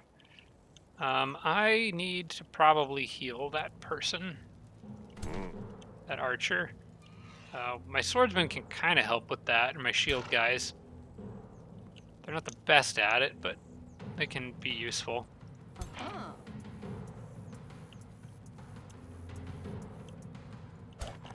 I really need to flank and surround these guys right now. This is my chance to get in their face and mess them up. I do have a teleport I can use with them, and I could probably get to a pretty good angle to mess that archer up. I do want to heal this one, though. So let me go to a spot. Okay, you know what? I would like the archer to be there. So what I can do is I can move the archer here, take this shield, go here. Oh wait, no, I did that backwards. We can fix it. He'll go there, archer goes like this. Gives me some health. Archer can then mess up somebody. I still am having trouble getting this guy into the mix. You can do Saint's Fervor, but I'm gonna need you to... Okay, good. I can get him up there now.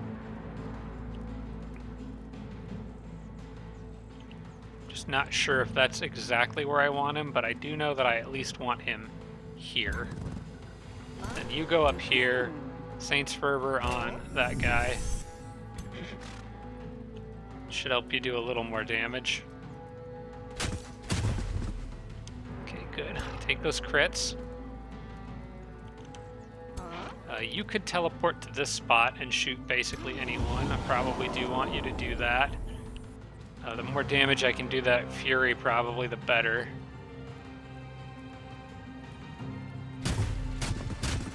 And then I need to do something about this little guy who's in everybody's way. I could move this guy up and drop a pretty nasty fireball on all those guys on the back line. Let's do that. Ooh, that would kill him. Nice. Okay, perfect. That's really good. I want to destroy this thing. Those pyromancers are getting concerningly close, though. They can start hitting stuff with their AoEs, and I am kind of bunched up right now.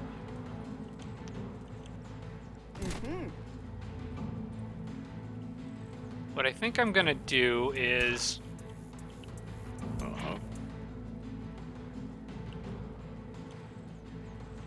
He's got to go around regardless of what he does. Oh wait, hang on, that's a tree. If I attack him with this guy... Alright, I'm gonna move him up here. And I'm gonna actually do this and make those shamans more vulnerable. I know I'm doing some things out of order, but, well, then again, I couldn't have moved him up and then done the immolation thing, because it would have hit my own guy, yeah. Okay, and then I want you to ride up and hit him. Then that means you guys can kill him. Okay, he phases, that's fine. Annoying, but it's fine. I'll just take him out with you. Then I want you to... There you go, that's what I wanted. I wanted him to get, like, in the back line. Then you can hurt him.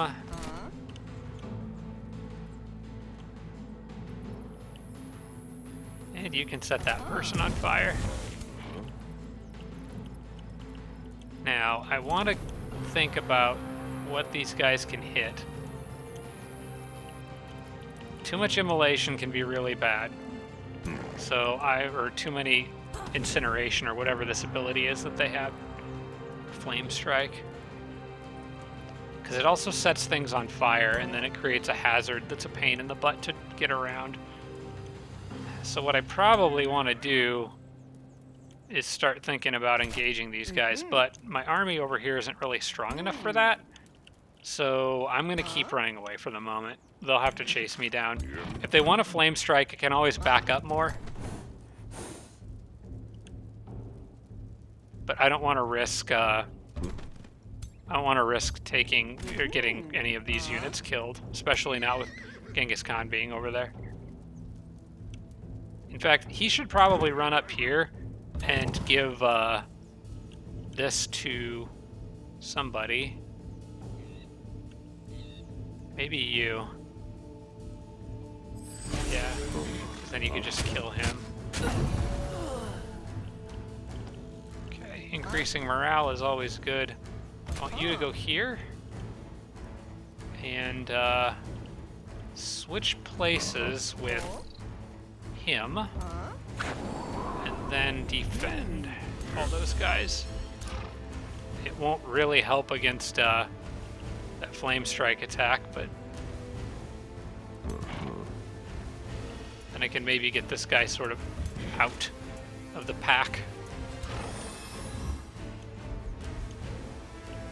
And then I don't really know what to do as far as grace goes. This respawns. Oh, it can only be used once per battle. Okay, well then maybe we hang on to that. Okay, not bad.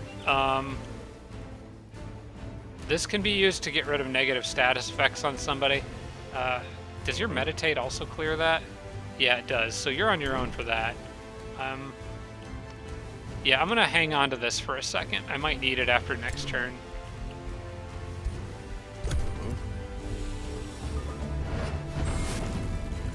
Okay, there's a big nasty burning right in the middle of all my stuff.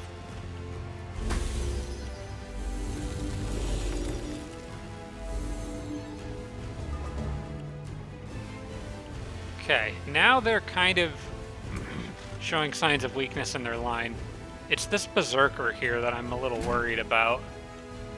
If I can manage to get in his face and prevent him from doing big charge attacks, that's probably what I want. And I could do that with this guy if I can manage to take out the magma spirit. So that's probably the main next thing that I want to try to do is take out that magma spirit. Genghis Khan's got a pretty good chance of doing that, I think. Or at least doing a lot of the work towards it.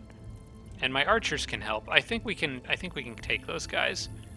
All right, I'm gonna use Genghis down here and try to work on that. So, do I want to send anyone through there before? I could have the monks go in, jump in, and then heal themselves and go into defense mode. But that doesn't really help me a whole lot, other than getting them closer to... You know what? That probably is fine. Oh, but they might be in the way of the archers if I do that. Now, let me make sure my archers can get the hit.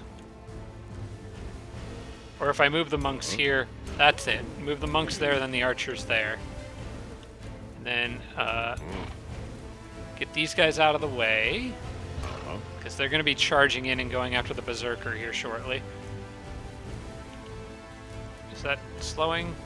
No, those trees got broken. Okay. Okay, I'm going to move Genghis in. I'm going to have the archers go ahead and take their shot. Ooh, that's a nice crit. Okay. Then I'm going to move Genghis in to where he can do... Ooh, maybe a snapshot would actually kill. If I crit on this, it will. Probably shouldn't count on that, but these guys might be able to finish the job, even though they do fire damage. Let's try the snapshot.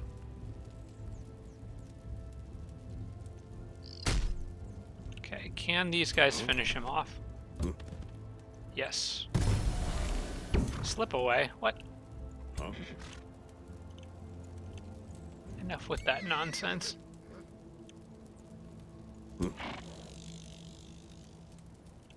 Okay, so what I think I want to do... I just need to get in that berserker's face. The best unit to do that with is a shield unit. So what I'm going to do is I'm actually going to charge in with these guys. And kill that mounted unit. Yeah. Okay. Oh wait, these guys could do sprint. Could they get to the low foliage if they did? And go hit the Sunderer in the face?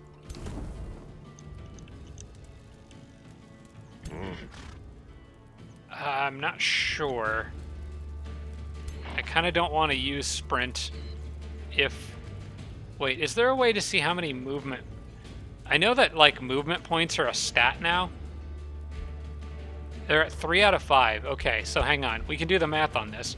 Because sprint gives you +1 hex of movement, which probably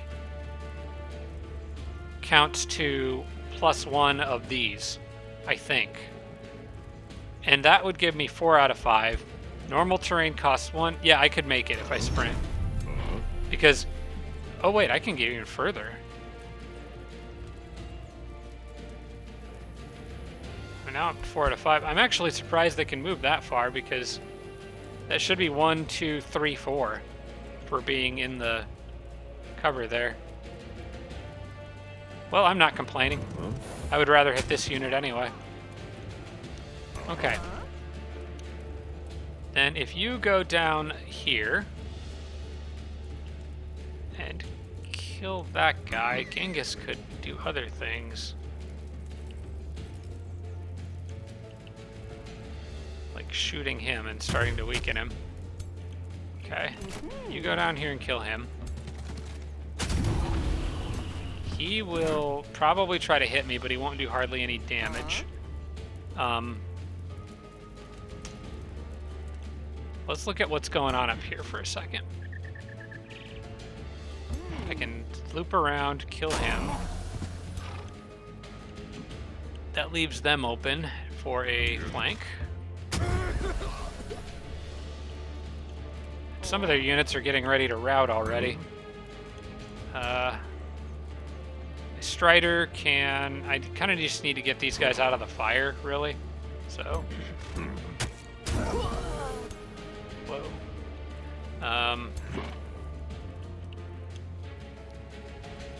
Yeah, they're already having some morale issues. Hopefully that means they'll actually screw up. Okay, what I think I'm gonna do is move this guy here. And then swap him with this guy. Puts a shield more up front, and then he can protect both of them. And then I want to just kind of get the rest of my guys out of this crappy, fiery area. So, run away. Maybe be careful. I don't really want to lose this guy to doing something stupid. So maybe you hang back until someone can heal you. Right now, nobody can. Yeah, I think staying there is fine. You move up. You move up. You don't care about fire, so you're good.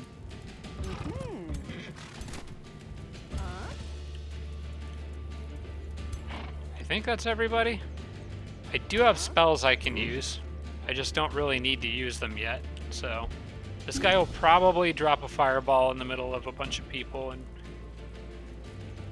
cause a ruckus, but not much I can do about that. The important thing is the berserker's locked into place. He can't really do anything, so... Oh, they just straight up decided it wasn't worth it anymore. Alright, we're going to try to kill as many as we can on their way out.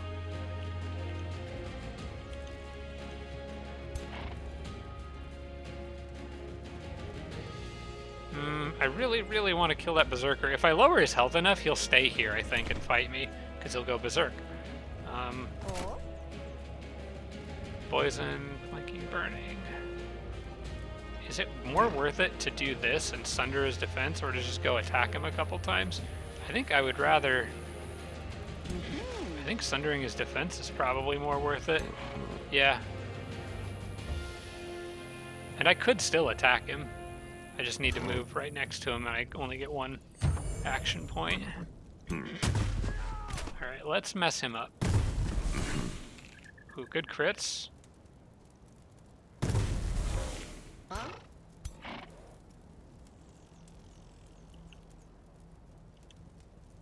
And from here you should be able to... Oh wait, he's dead. Okay, yeah, he should go nuts now. So he's taken care of. I want to take as little damage here as I can. So if any of my shield guys have like the healing ability, I should probably use that. Doesn't look like they do right now though. So it's going to be up to these guys out here to chase down as many of the remaining units as possible. I am going to go very hard after those pyromancers.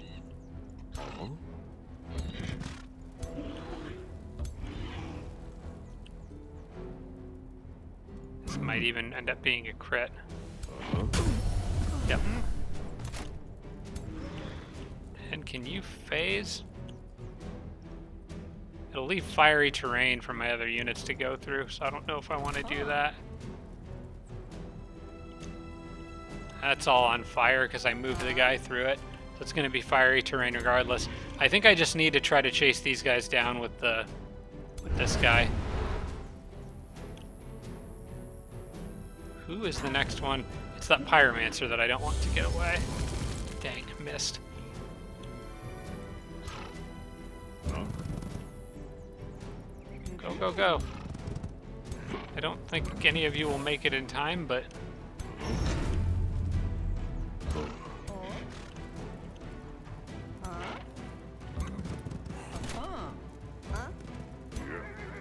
Genghis Khan might be able to give someone a double action. The rest of these guys I think are too far for it to matter. So, probably not worried about them. I'm just going to move him in here and defend in case that berserker does berserk things. The rest I'm going to just kind of leave. We'll have him clear as burning off. Yeah, I'm not going to worry about any of them. Now, will he still keep running or will he attack? He did attack, okay. That's the guy that I don't want to get away.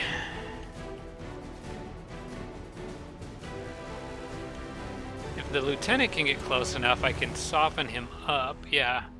So I can make it so he is severely weakened.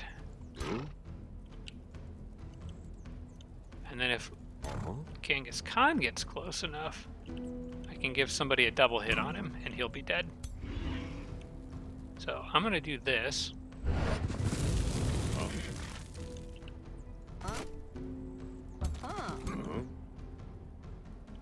So close, but I think he's gonna be dead anyway, so.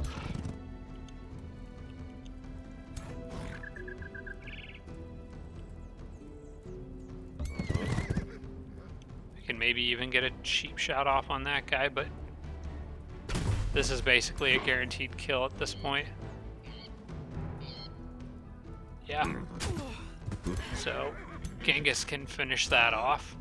I can actually possibly get him with this guy.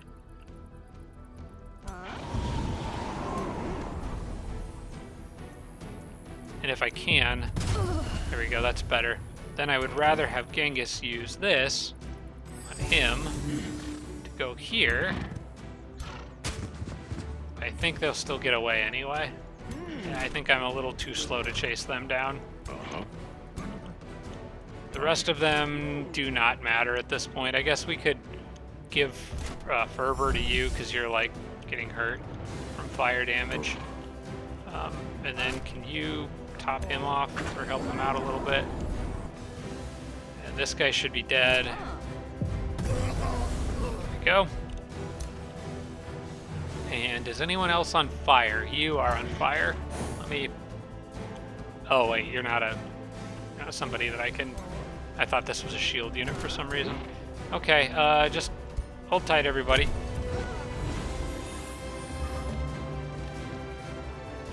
Okay, well, that's fine. They got one unit away. They got one support unit away. Not bad. I'm glad I noticed this before they reached me, so I didn't have to fight 3 full stacks of armies all at once. May as well finish this group off. Should be fine, I would think. They're very weak. I feel like I took more damage than I really needed to there, but we'll accept it. We'll accept it. My ruler leveled up. Adds more levels for Genghis Khan. I think I'm going to take... Probably just keep going down the chaos line for the higher crit hit chance. Yeah, I think that's what we're going to do. I won't have enough... I will eventually have a decent amount of order, but I will never have enough materium to get meteor strikes, which is sad. I like meteor strikes a lot, but it is what it is. So we'll take this. This gives me base attacks gain. I still do fire damage, but it's on critical hits. But I'll be doing so many critical hits. This is it's honestly probably better anyway. In fact, what I could do... Ooh, hang on. If I took Chaos Empowerment and the critical hit chance bonus at the same time, he now has a 50% base crit chance. That's pretty good. I like that. Alright, we'll take that for now. And that is actually the end of this turn. I think I was still Yep, had that province that I was absorbing. I'm going to redirect it over here to give my guys some healing before I launch the attack on that city. Hopefully the others are not currently charging me with similarly sized armies right now, because that would be scary. We'll leave these guys as far down this way as we can. Hopefully I'll get my pillage off on this turn. And might bring the boar back. I don't know. I think these guys are doing fine. Alright, I'm just going to end the turn here. Guys, I need to wrap this episode up, but I'm having too much fun. I want to keep going. But I think it's been over 3 hours that I've been sitting here doing this, so, gosh, this video is going to take forever to render. I can't play video games while the video is rendering. Well, there's some games I can play. Been really into RimWorld lately. Really like RimWorld. Thought about doing a series about it, but the amount of editing that would be required to make it entertaining to watch would be prohibitive to me at this point.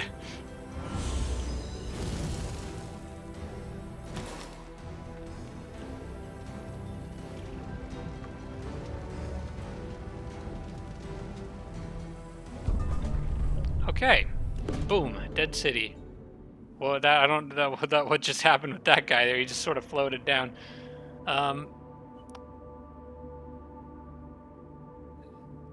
Okay, he wants his body of his deceased hero back. He will remain in my crypt, I believe. Then I can be evil. I don't really have any reason to be. I think I'm just gonna say he stays where he's at. Doesn't matter to me. Okay, so now I can't take the City Ruins province yet, but I can take this, and I think I needed another quarry. Yeah, I did. So take the quarry. I'll also probably hurry production on this for 16 gold because I get kind of a discount because it's a gold structure. So it's really only 6 gold. Maybe want to get some defensive structures since people seem to be interested in going after me.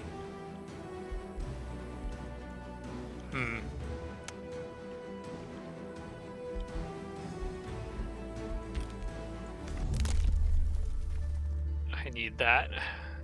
Getting close. I could get another tile. You know what? I might take that one. Yeah, I think I'll take that one just because of its positioning. It's very close to Skull Pit, would make it easy to raise. I just have to kind of hope that nobody else rushes after me. And I need to clear the City Ruins so that I can start over-harvesting that Silver Tongue fruit. Expand my collection of magic materials. I can probably reabsorb... How long does it take to clear City Ruins? 3 turns is kind of long.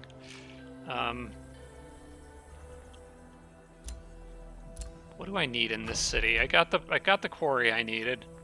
I could take another farm, which would give me access to the Masonic Hall, which would be useful. But I think I want sentry nests. I want to get sentry nests before I need sentry nests. Yeah, I feel like it might be time to get that. For the moment, though, it does seem to make sense to go out here and probably slap down a farm. That way I can siege from safety. And I believe that will be my next move, is to just move over there and initiate a siege. Probably swapping armies in and out based on who needs healing. Have you leveled up yet? Holy crap, why are you taking so long to level up? Oh, she will on the next turn, okay. I do need the healing she's providing, so that's good, but yeah.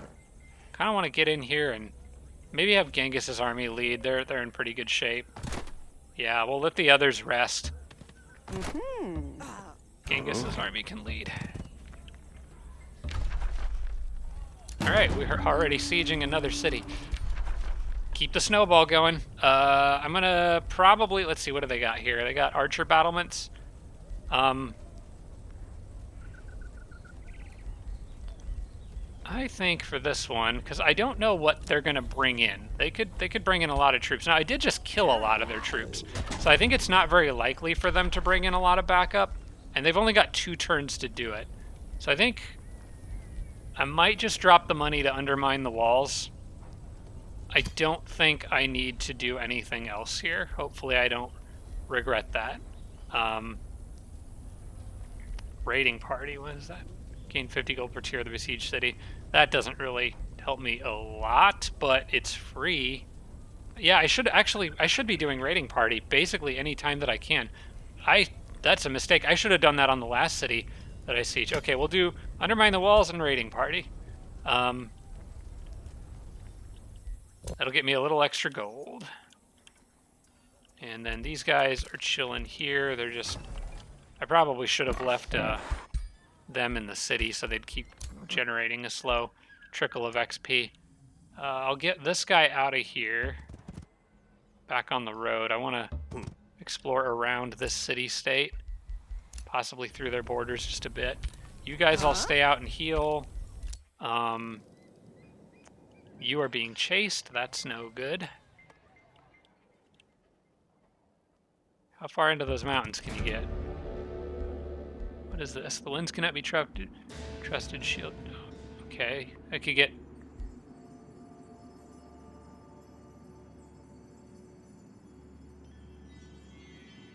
Oh, that actually is kind of nice since I'm trying to get away. I'll lose 20 HP on that Dune Rider, but I'll get my movement back.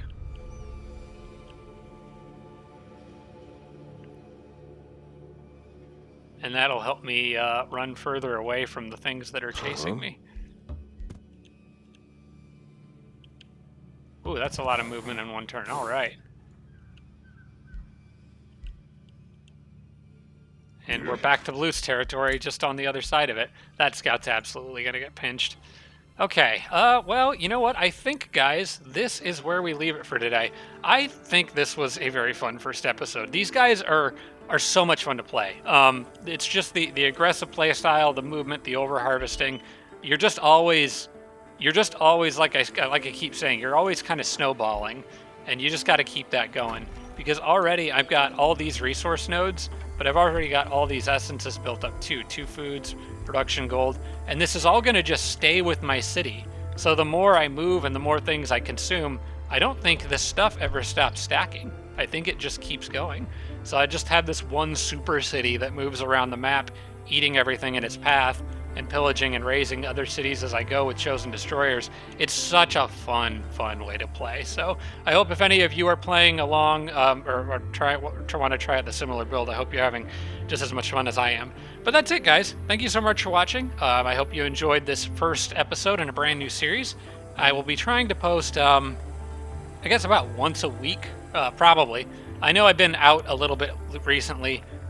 Actually, for about a month now. There's just a lot of stuff that happened in my personal life. For those of you who don't know, my dad passed away in January, so there's just a lot that went along with that. It was cancer, unfortunately, so it was really hard to lose him at a relatively young age.